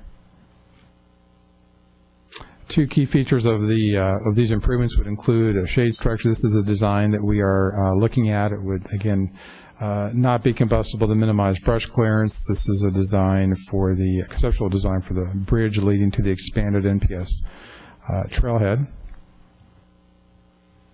And then the Olympia Farm site, the topic of much discussion in the past.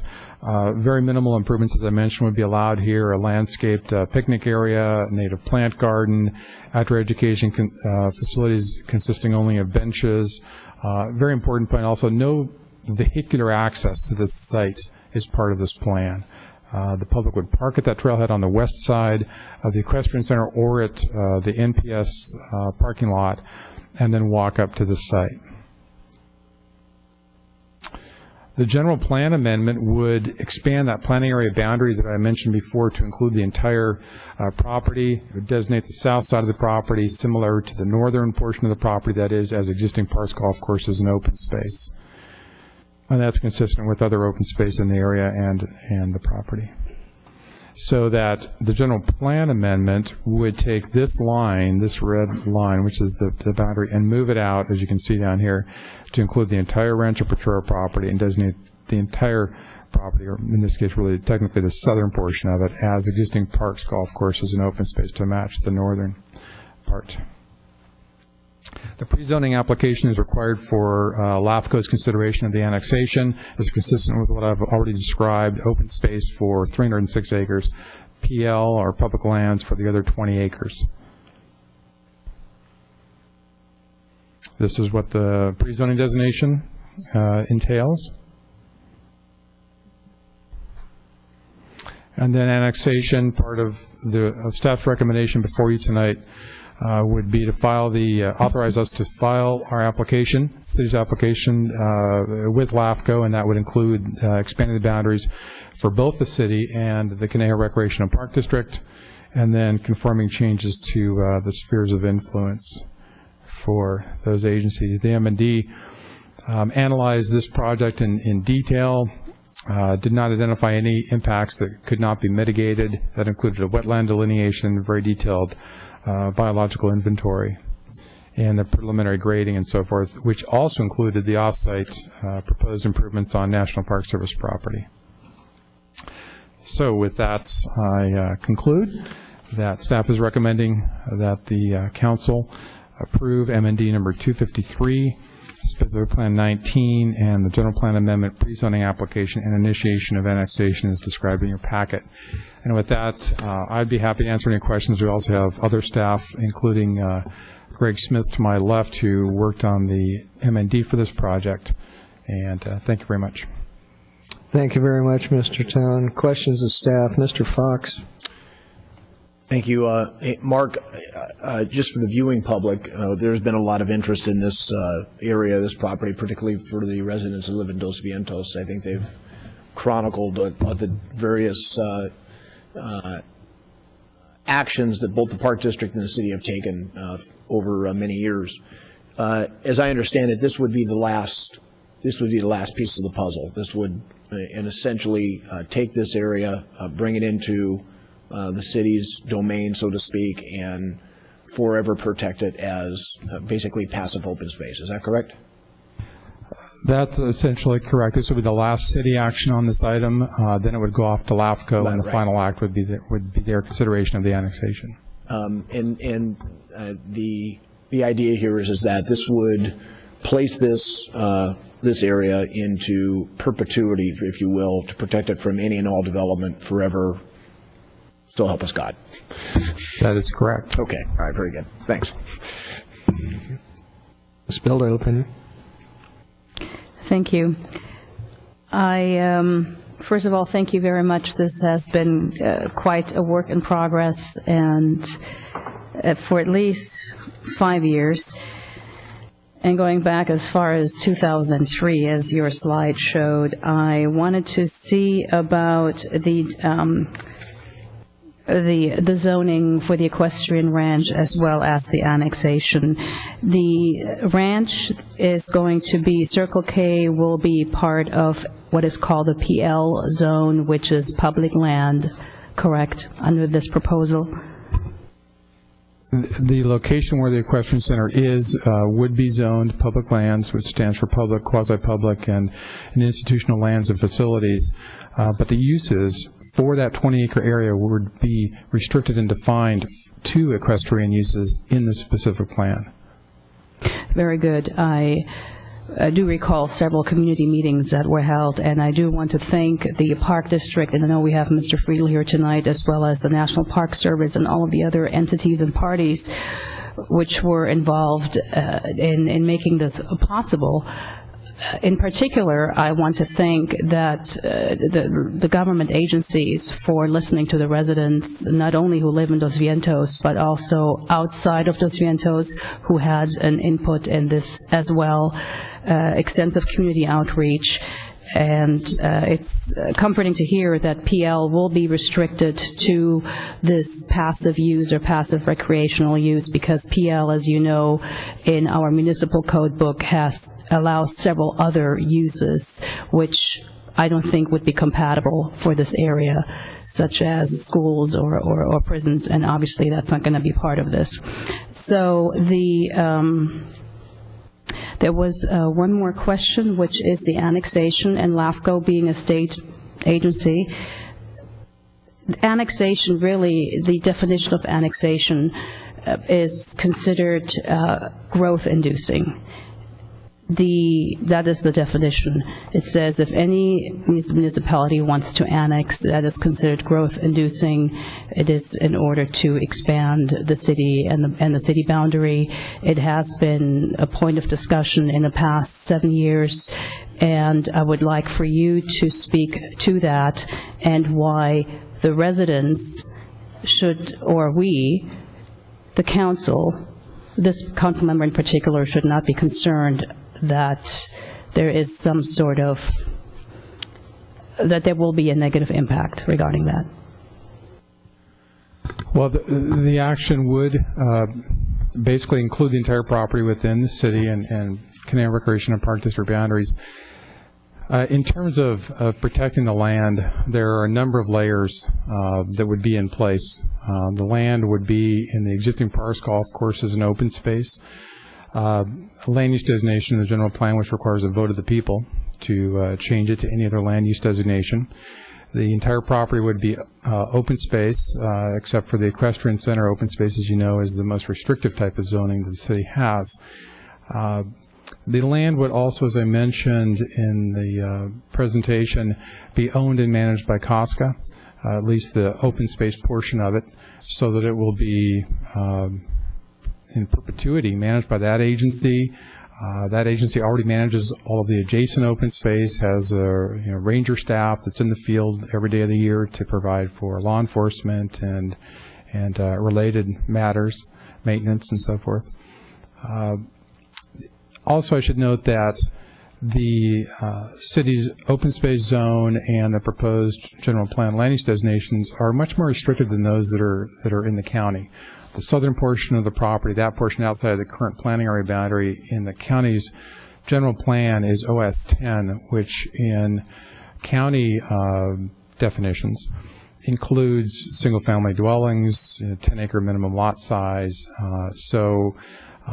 That would be any potential development sort of along those theoretical lines would be avoided by what we are proposing tonight. Also, the county's existing zoning for the property, which is AESRP, it's agricultural exclusive / scenic resource protection, actually also allows many other uses, none of which are permitted in the OS zone, in the open space zone. So we feel very comfortable that through the land use designation, the zoning, and COSCA ownership, the land will be forever protected.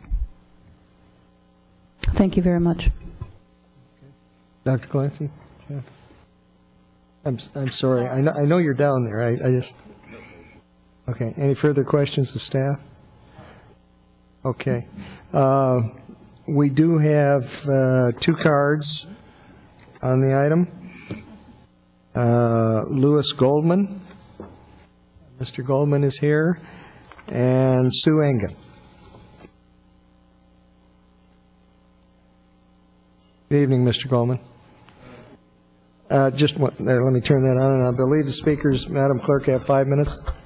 Thank you very much. Mr. Goldman. Thank you, Mayor, council members, and city staff, with which we couldn't survive without.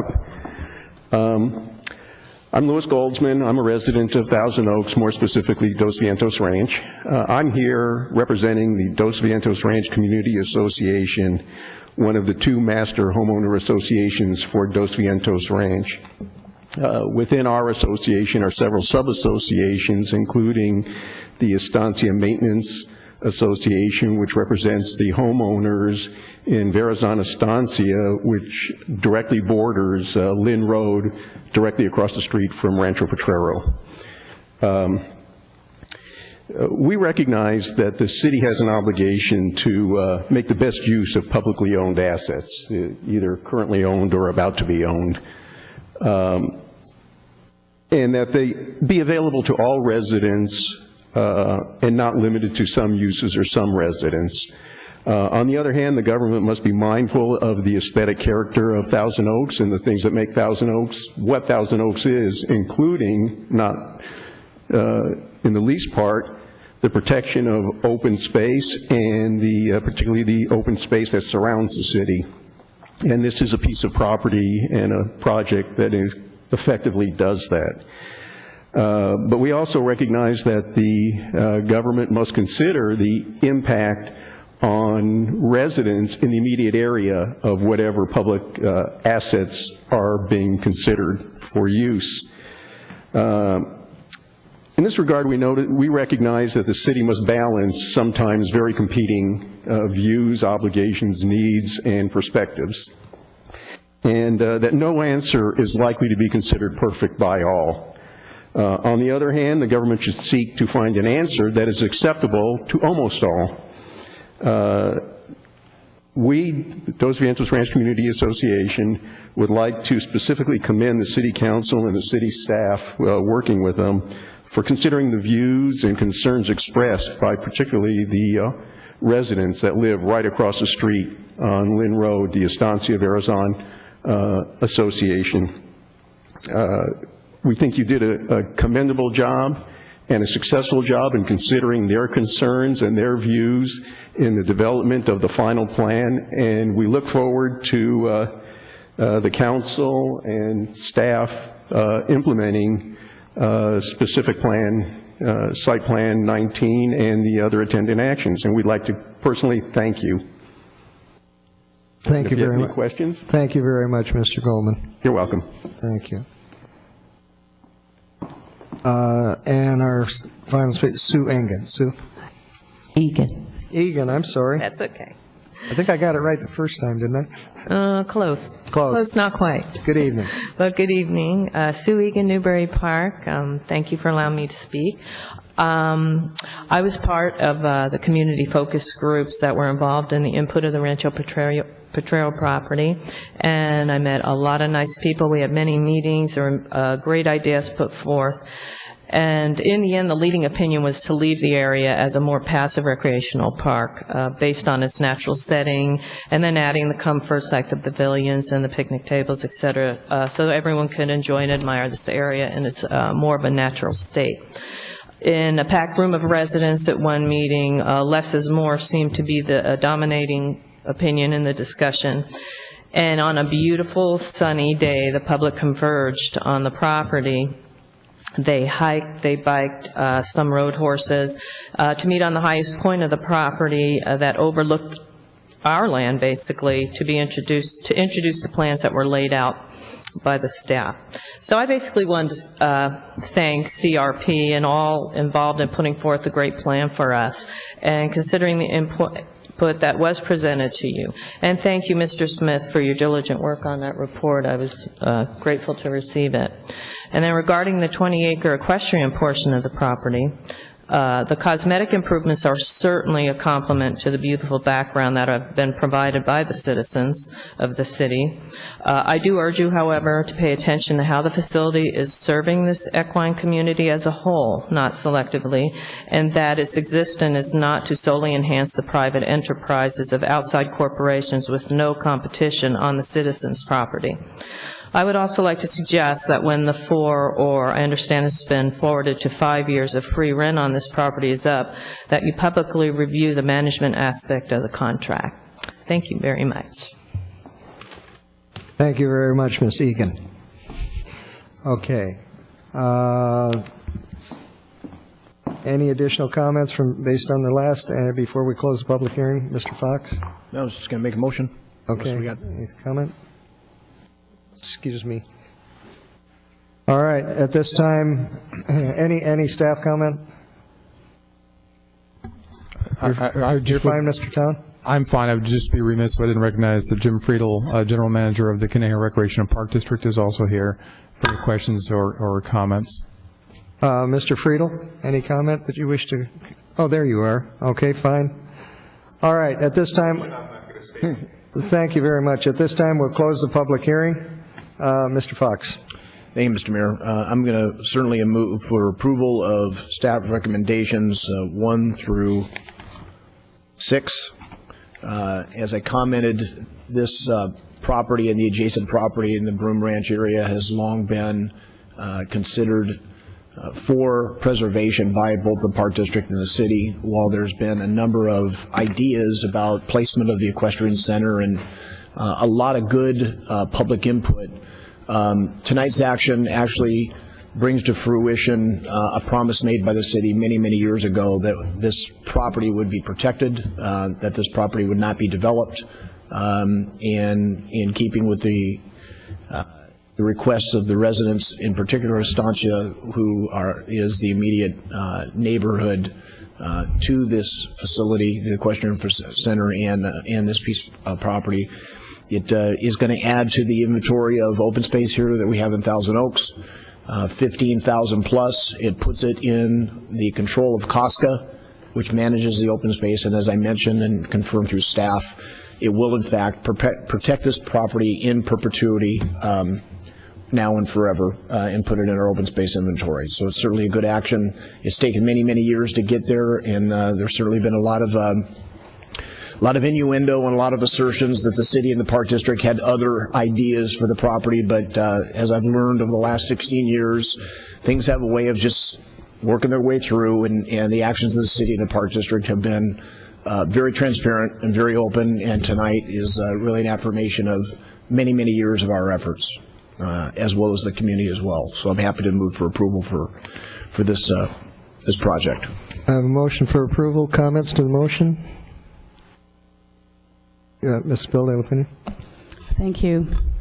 It was approximately 7 years of hard work, 5 of which were really hard fought by the residents, and I do believe as well that this finally is coming to fruition because the residents had such a part in this, and because the residents' recommendations were taken into consideration by the local government agencies. That was extremely crucial. It was perhaps a harder fought battle than needed to be. Nonetheless, the end result is exactly what was desired by the residents. And I'm very, very grateful for all of the time and effort that you have put into this in order to achieve tonight's result. Congratulations to you. And again, thank you to the government agencies, the Park District, the National Park Service, and city staff for helping to move this process along. So congratulations really to you sitting in the audience and watching from home and everywhere else. Thank you very much. And I will support the motion. Thank you. Dr. Glancy? Thank you, Mr. Mayor. Certainly, I want to appreciate and congratulate the staff for being so willing to listen and willing to look at every angle of how to achieve the greatest good for the greatest number. You did a great job. You listened to residents. But mainly, you kept an open mind, and you did a great job. So thank you very much. Thank you, Doctor. And I just have a comment. I'm sure that, here we go with that historical perspective again. Myself and Mark Jacobson on the board of the Conejo Recreation and Park District are the, I think, only 2 surviving electeds that were working with Grant Brimhall and Tex Ward in 1993 when, due to a series of financial situation that occurred, the land became available. The 300-plus acres that was destined for development. Because of the Dos Vientos development, it was logical. Here was this large expanse of land right across the road, and it should have been there. Financial circumstances presented an opportunity that Mr. Brimhall and Mr. Ward brought forward to the respective panels, trying always to look for resources when resources are very slim. The city came up with its quantity of money from the golf course trust fund, and CRPD came up with its money from the Quimby funds out of the Lake Sherwood development. And putting those two funds together and partnering with MRCA, the Mountains Recreation and Conservation Authority, the funding was identified, the deal went through, and the land was purchased. The land was parked with MRCA to protect it, because if it hadn't been for MRCA, the other two agencies would have had to have paid taxes, county property taxes on it. But that started a series of events that brought us all the way through to tonight. Discussion, compromise, issues, and here we are tonight with a positive vote that it's coming into ownership. The city will have it to protect it in perpetuity, and it will be an asset that our residents will enjoy virtually forever, and I feel very good about that. This is one of those that long time in coming, a lot of work, a lot of time, effort, and energy, and a lot of different faces have come and gone, but always with one thing in mind, the original thought: protect the land from development. And here it is a public asset. So thank you to everyone that's participated in it. Any comments to the motion? Maker of the motion, please vote.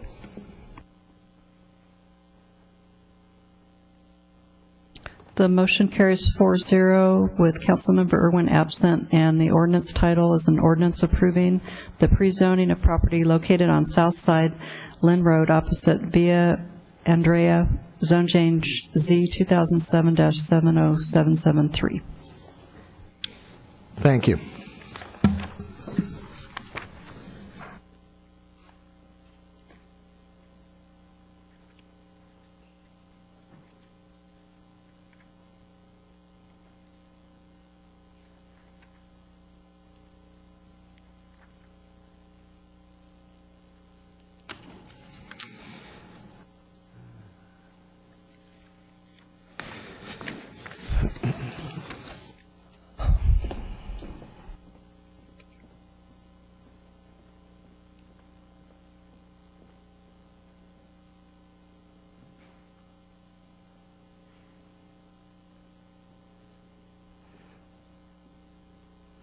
Item 8B, U.S. Department of Housing and Urban Development, FY 2010-15 Consolidated Plan, 2010-11 Action Plan.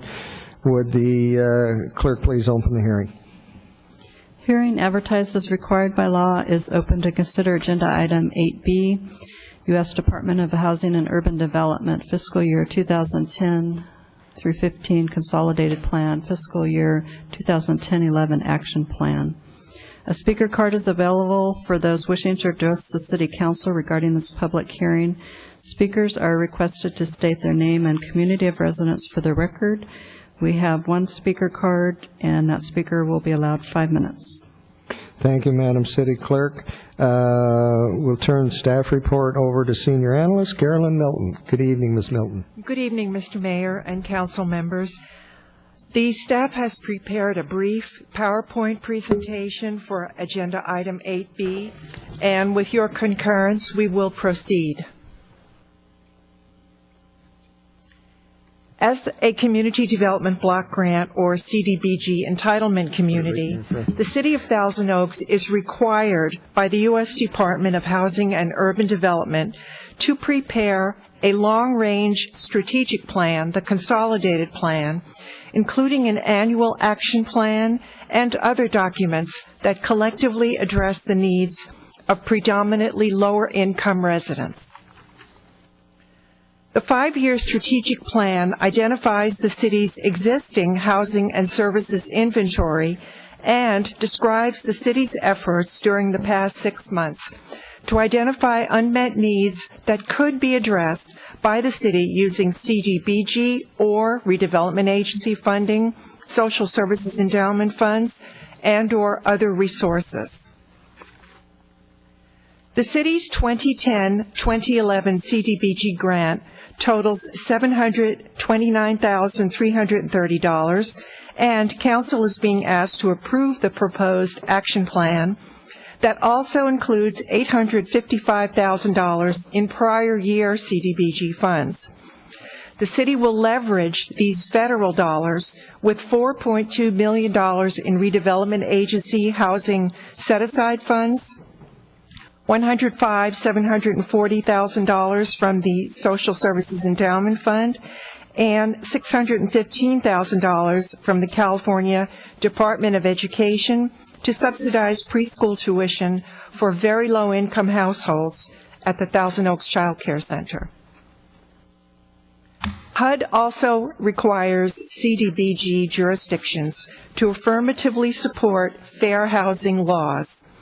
To this end, the County of Ventura and all 10 county cities collaborated on an update to the existing analysis of impediments to fair housing choice in Ventura County. This update document was provided to Council under separate cover with this evening's packet, and staff is requesting your approval. Another HUD requirement is the adoption of a citizen participation plan that ensures residents, stakeholders, and all interested parties are afforded an opportunity to review and comment on the city's proposed uses of CDBG funds and how the city performed during each funding year. The Council is being asked to adopt a resolution that updates the existing citizen participation plan and provides for 30 days of public review prior to Council's consideration of annual action plans and performance reports.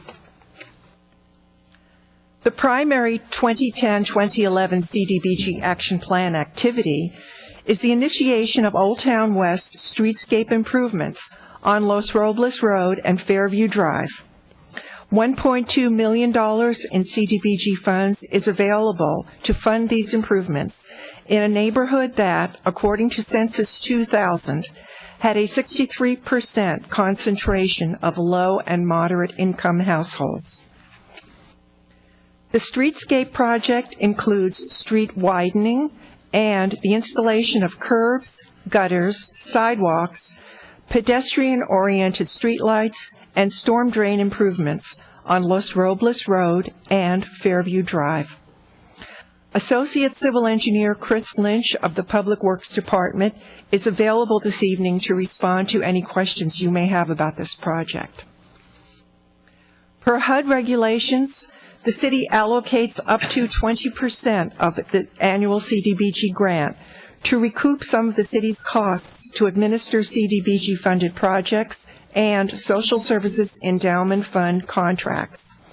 Included in the proposed action plan is a $14,500 collaboration with the County of Ventura and the Housing Rights Center of Los Angeles for an ongoing fair housing counseling program for all residents, and $15,000 to the Ventura County Homeless and Housing Coalition, a nonprofit organization that annually channels significant federal funding into Thousand Oaks for supportive housing projects and related activities. The city annually allocates another 15% of the CDBG grant, the maximum allowed by HUD, plus at least $100,000 from the city's Social Services Endowment Fund for grants to nonprofit social services providers. The proposed 2010-2011 social services grant budget would also include $5,740 allocated but not expended in prior years. The city's Social Services Ad Hoc Committee will present its funding recommendations, totaling $215,139 at the Council's May 11 meeting. The CDBG Action Plan also includes $94,180 for coordination at the city's designated day labor site. Sergeant Don Aguilar of the Thousand Oaks Police Department works closely with the contract coordinators and is also available to respond to questions concerning the coordination activities. Finally, the action plan proposes a $10,000 CDBG micro-enterprise assistance grant to Women's Economic Ventures for the self-employment training program that offers scholarships to lower-income residents to start or expand a micro-business. Taya Silvestri of Women's Economic Ventures is in attendance this evening and she will be available to respond to your questions. In summary, staff is requesting Council's approval of HUD-required documents for the CDBG program, including the 5-year consolidated plan, the 1-year action plan, the analysis of impediments to fair housing choice in Ventura County, and a resolution updating the city's citizen participation plan. Approval of these items will qualify the city to receive its 2010-2011 CDBG entitlement grant totaling $729,330. This concludes staff's prepared remarks, and we are available to respond to your questions. Thank you. Thank you very much, Ms. Milton. Questions of staff. Mrs. Bill Littlefinger. Thank you. Good evening, Mrs. Milton. I have a question regarding the citizen participation. I am seeing that there will be forms of public notice on the city's website, for example, or the notices in the local paper. Are there any other ways or measures that you intend to reach out to perhaps increase the responses? In addition to using the city's website and TOTV and putting display ads in the local newspapers, another outreach that we could do is we could ask the Area Housing Authority and many mansions to notify their residents about the review opportunities and invite them to participate further in the process of reviewing and or helping to identify the unmet needs of lower income populations? That would be certainly a very good idea to follow up on, because I don't know, in reading the responses which we received in this draft report, certainly, what is it, we received 6 is not a whole lot. I would like to see, in order to be more successful or improve upon what we currently have, I would like to see more responses. Also, are these outreach notices in a different language other than English? We did print a classified ad, I believe it was a half-page ad, in the Spanish language local publication Vida. But as far as I know, we did not have any specific Spanish-speaking persons participate in the needs assessment process. Has many mansions or has the housing authority in the past notified their residents through flyers or postings in hallways or community centers or anything like that in the past? We have asked them to do that. We asked them to do that again this year. But we might go a little further in the future. We might prepare posters, for example, or provide materials, more materials, which could be used to attract people's attention and advise more people about the opportunities to participate in the CDBG program. We might also ask our social services providers to have information available, perhaps posters or flyers at their point of service delivery, and that might also help us reach out to lower income populations. You know, I think that is also a good idea. I would like to see more responses than what we have and received in the past. To me, it appears that the feedback we are receiving is inadequate, and whatever we can do in order to reach more residents, some of the ideas that you mentioned, I think that would be wonderful if we could have press releases written by our PIO and send them to the local media. Anything that we can do to increase the feedback we receive or want from our community, because this is, after all, their money. So I think they should have a say in how the money is spent. Thank you. Dr. Glancy.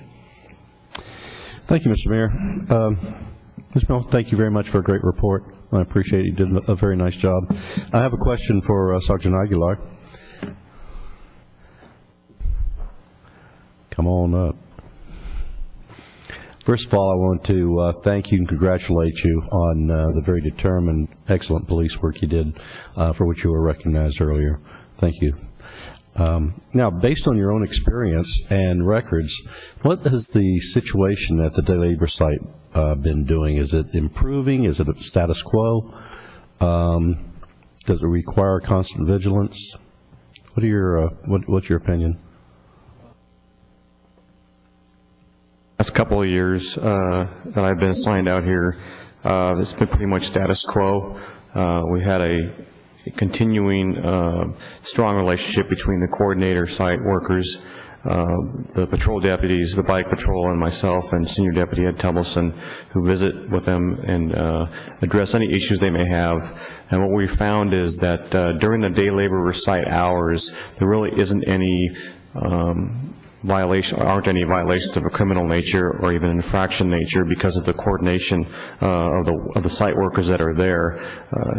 Any of the violations that are happening that are criminal offenses, such as public nuisance crimes, occur pretty much after the hours or darkness as they would in the other city parks. So we're not really seeing an impact of any criminal offenses occurring during the operating hours of the day labor site. So we've really enjoyed a good spirit of cooperation with the site workers and integrating our proactive patrols in the area and spending time to assess any potential issues that could be coming up as a result of activity that the site control or the site workers have seen out there. Thank you very much for your report. I appreciate it. Good job again. Thank you very much. Thank you, Mr. Mayor. Thank you. Further questions of staff? There being none, we have, did you have something else, Sergeant Aguilar? Oh, okay.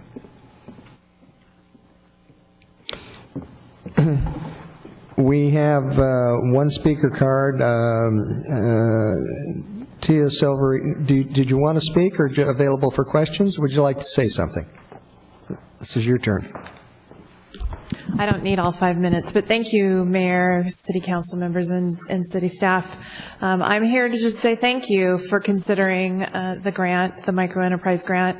I am here on behalf of Women's Economic Ventures. I work for them as a business development specialist in charge of all the training and education. That means I'm kind of the dean of all of the programs that we offer. I'm also a teacher of those programs, and I teach the Thousand Oaks class.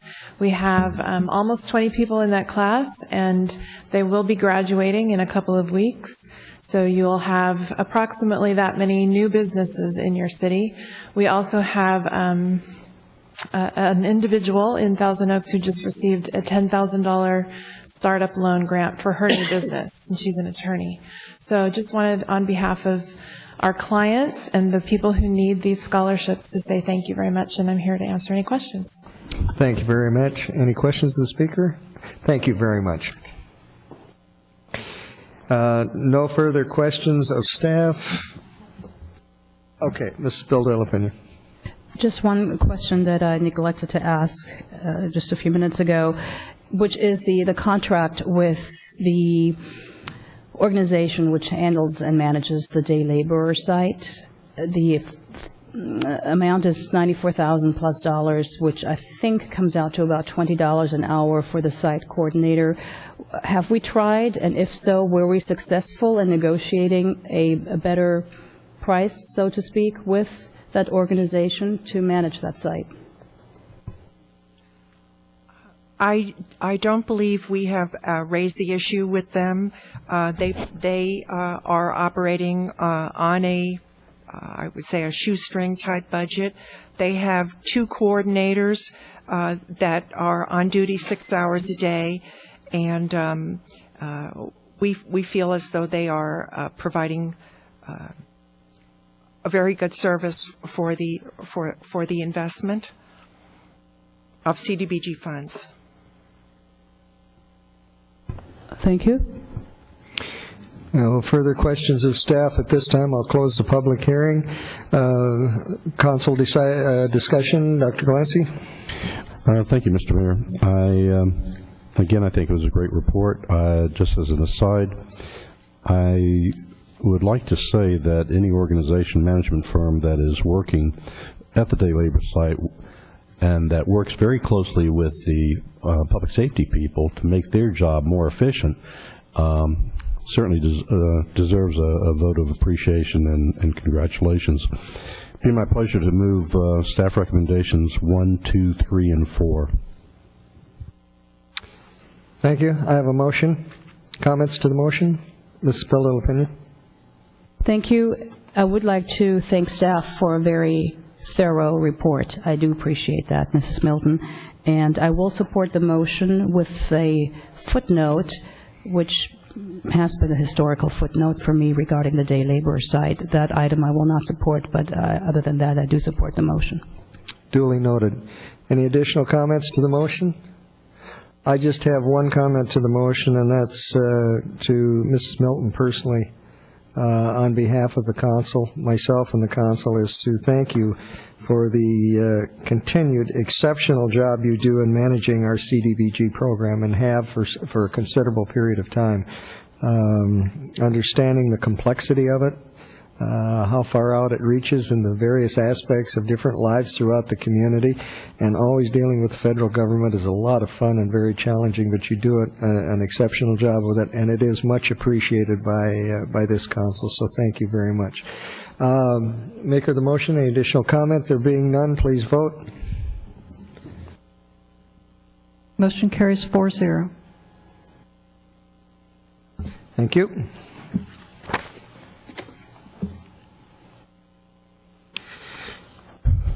We'll move to item 9, department reports.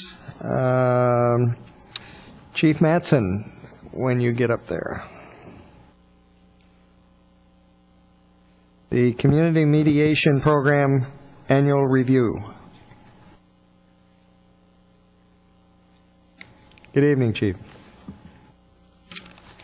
Good evening again, Mr. Mayor, City Council.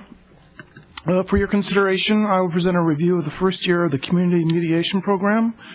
City staff and Thousand Oaks Police Department are recommending that you approve continuation of the program through the remainder of the current fiscal year, as well as for fiscal year 2010-2011, and authorize additional budget appropriations and expenditures for the upcoming fiscal year 10-11 budget.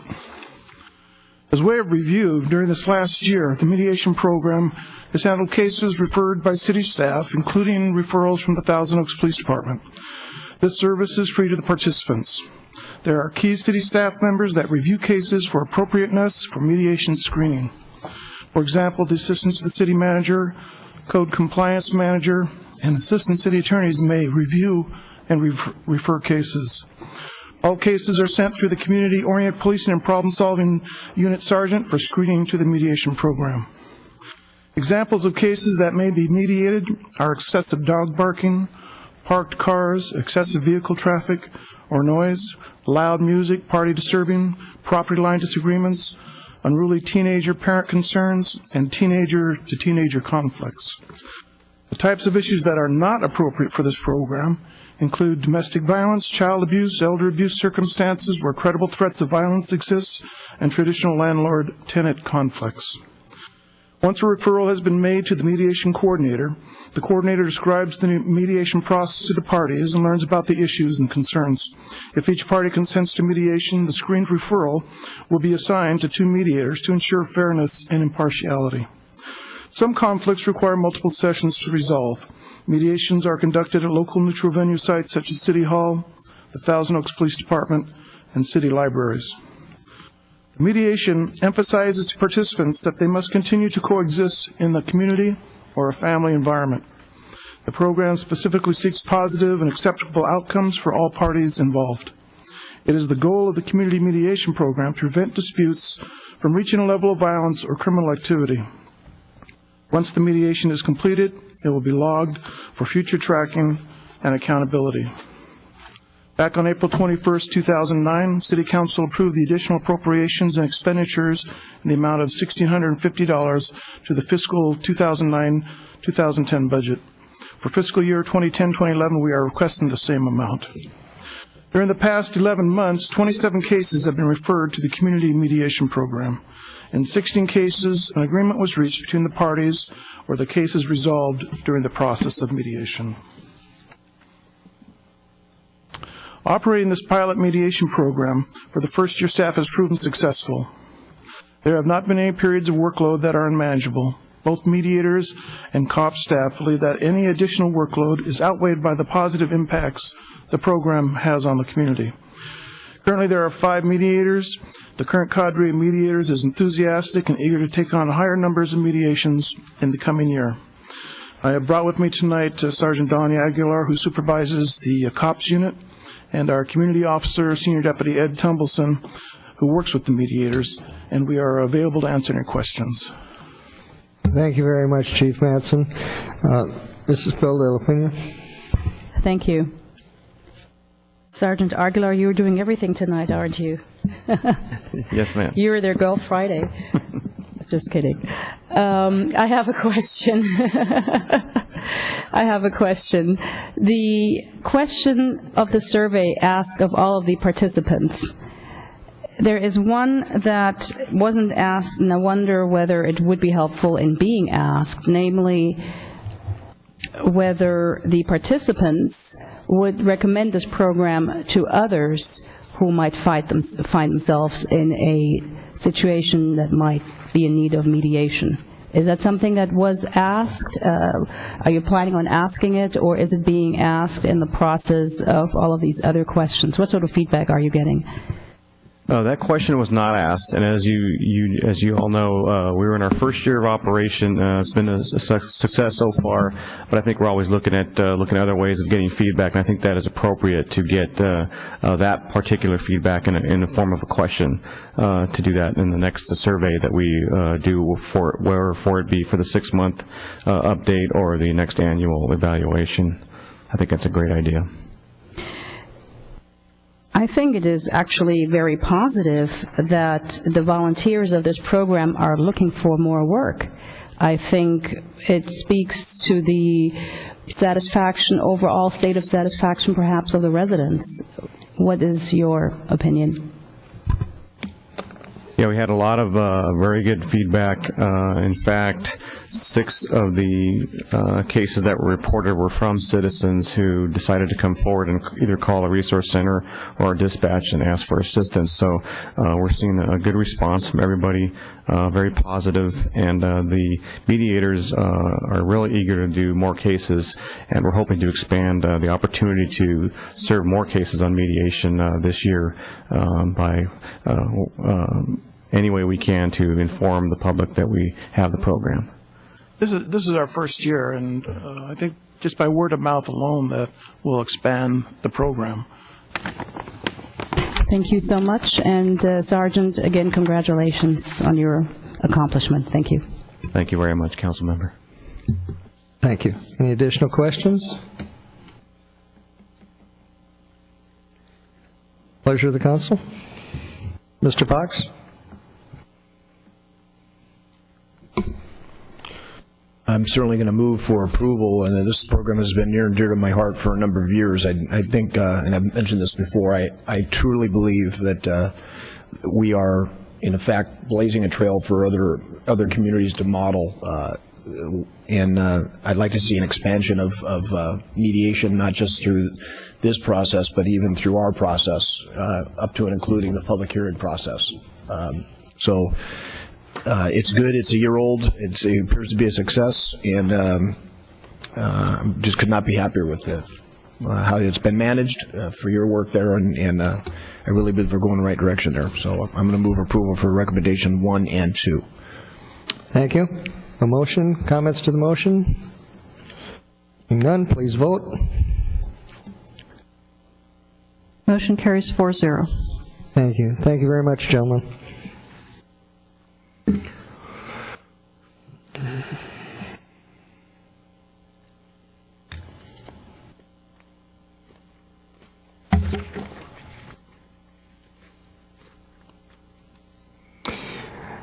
Item 10, redevelopment agency reports, none. Committee, commission, board reports, business roundtable. Dr. Clancy, you want to do that, or you want me to go? Mr. Mayor, I'd be more than happy to. As you're aware, you and I did meet on April 27th and interviewed candidates. It was the recommendation of the interviewers that we approve the reappointment of Dan Overton and Ashish Vaidya, and appoint new members, Robert Bianchi, Betsy Friedman, and Larry Horner. So with that, I recommend that we approve the recommendation. Motion for appointments. Comments to the motion? There being none, please, I'm sorry, we're all set. Please vote. Motion carries 4-0. Thank you. Item 12, council issues and recommendations, follow-up reports. Item 1, League of California Cities, LLC Transportation Committee. Dr. Clancy? Thank you, Mr. Mayor. The League's Transportation Communication Public Works Committee, Policy Committee met recently, and I'll tell you, an awful lot of the business discussed centered around AB 32 and SB 375. On the 32, the recommendation, there was a recommendation to the board at the previous policy committee meeting that the League take a position in opposition to 375 and 32. The League heard it, the Board of Directors heard it. Because it had been not agendized and not vetted by all interested parties, or the interested parties and committees, it was returned to the committees for discussion.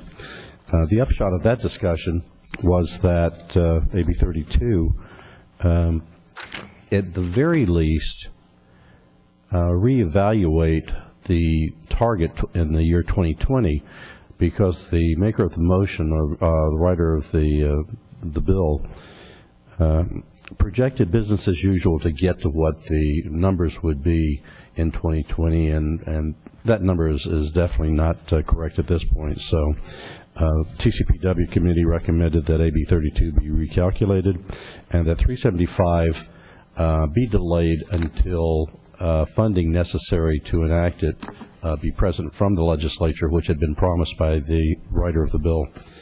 Other business that occurs, we looked at a couple of legislative items. But as I say, most of it involved the AB 32-375. We did hear the League's Water Task Force guiding principles that were presented, and they're very interesting. They're included in the packet for your perusal. So with that, I recommend receiving the report. I have a motion to receive and file. Comments to the motion, please vote. Motion carries 4-0. Thank you.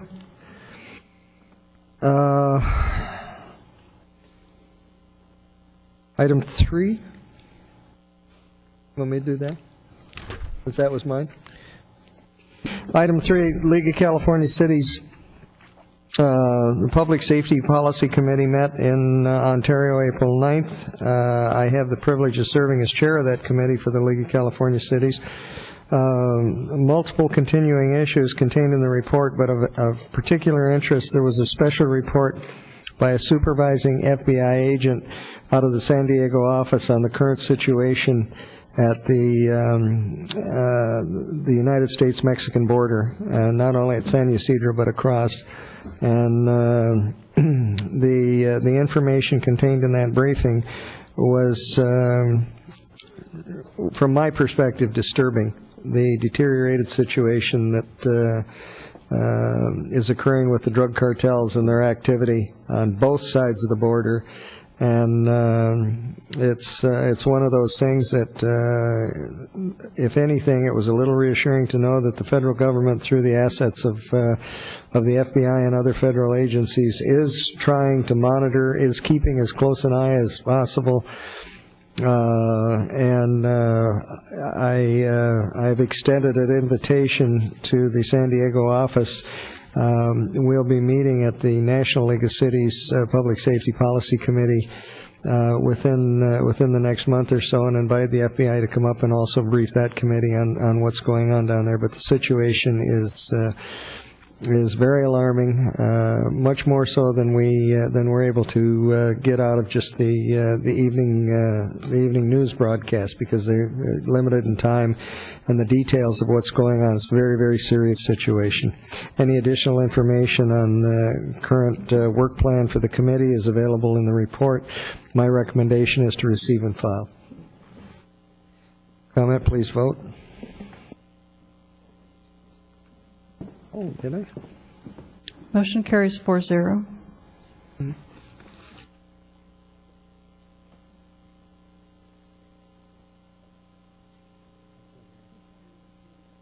Yeah, I must have missed one. I'm sorry, let me back up to 12-2. Dr. Glancy. Thank you, Mr. Mayor. I wouldn't have been persistent except that one of our speakers at the Housing Community Economic Development meeting was Lynn Jacobs, Director of Department of Housing Community Development, who brought before us a proposal from her department to create a $2 billion annual fund to help with affordable housing.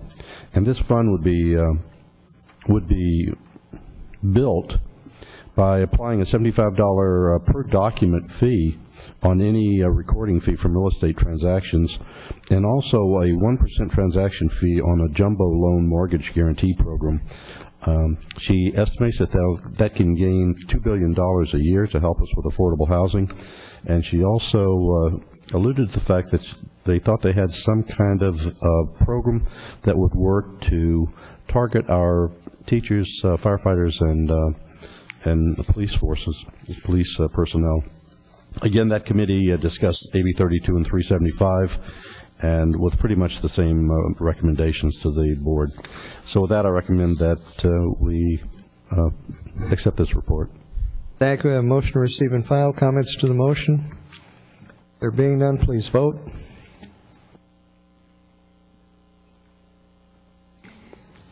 Motion carries 4-0.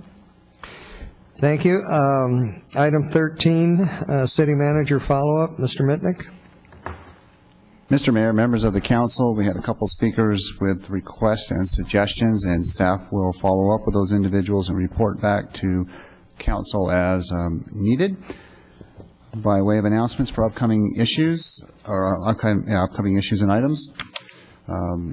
This weekend, actually starting tomorrow, Wednesday, each night, Thursday night and Friday night, going into the weekend, Saturday and Sunday, is the annual Canal Valley Days event.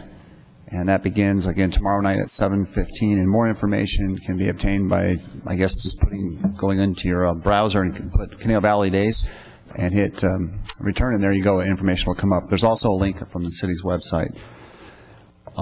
Also like to remind council and the public that coming up on May 23rd is the Amgen Tour of California bike race. The final leg will conclude here in the Canal Valley. The cities of Agoura Hills, Westlake Village, and Thousand Oaks have been working very hard and diligently to help ensure that this event is successful. There are a variety of pre-event events coming up on May 10th at the Movie Co. Theaters at the Oaks Mall. There will be an exciting presentation movie with one of the former U.S. national road cyclist champions there to spend some time with folks. So just go to amgentourcaneo.org and you can obtain more information. And again, the city's website will have a link to that information. The next council meeting will be on May 11th. And at this time, it looks like we're going to have 3 public hearings, or potentially 3. One involves a refunding bond issue with some existing debt we have. There's a possibility of obtaining some savings. We'll see if the interest rates behave between now and then, and we can keep that hearing alive. We also have a hearing by way of follow-up on the angled parking issue at the lakes, and potential hearing involving some pension early retirement incentive options. And that's about it by way of city manager follow-up. Thank you very much. Thank you, Mr. Mitnick. Item 14, closed session. City Attorney, Ms. Sabano. Thank you, Mr. Mayor, members of the council, staff, and viewing public. Council will be going into closed session with legal counsel on existing litigation, Chateau Holdings versus City of Thousand Oaks, pursuant to Government Code Section 54-956.9A, and also conference with labor negotiators, city designated representatives, city manager, assistant city manager, human resource director, employee organizations, city Management Association, Thousand Oaks Management Association, Thousand Oaks City Employees Association, unrepresented executives, and temporary hourly employees pursuant to Government Code Section 54-957.6, and there will be no need to report anything out from those two sessions. Thank you. Thank you, Ms. Albano. That brings us to item 15. No further business to come before the council at this time. We will adjourn to our regular meeting on May 11th. We're adjourned.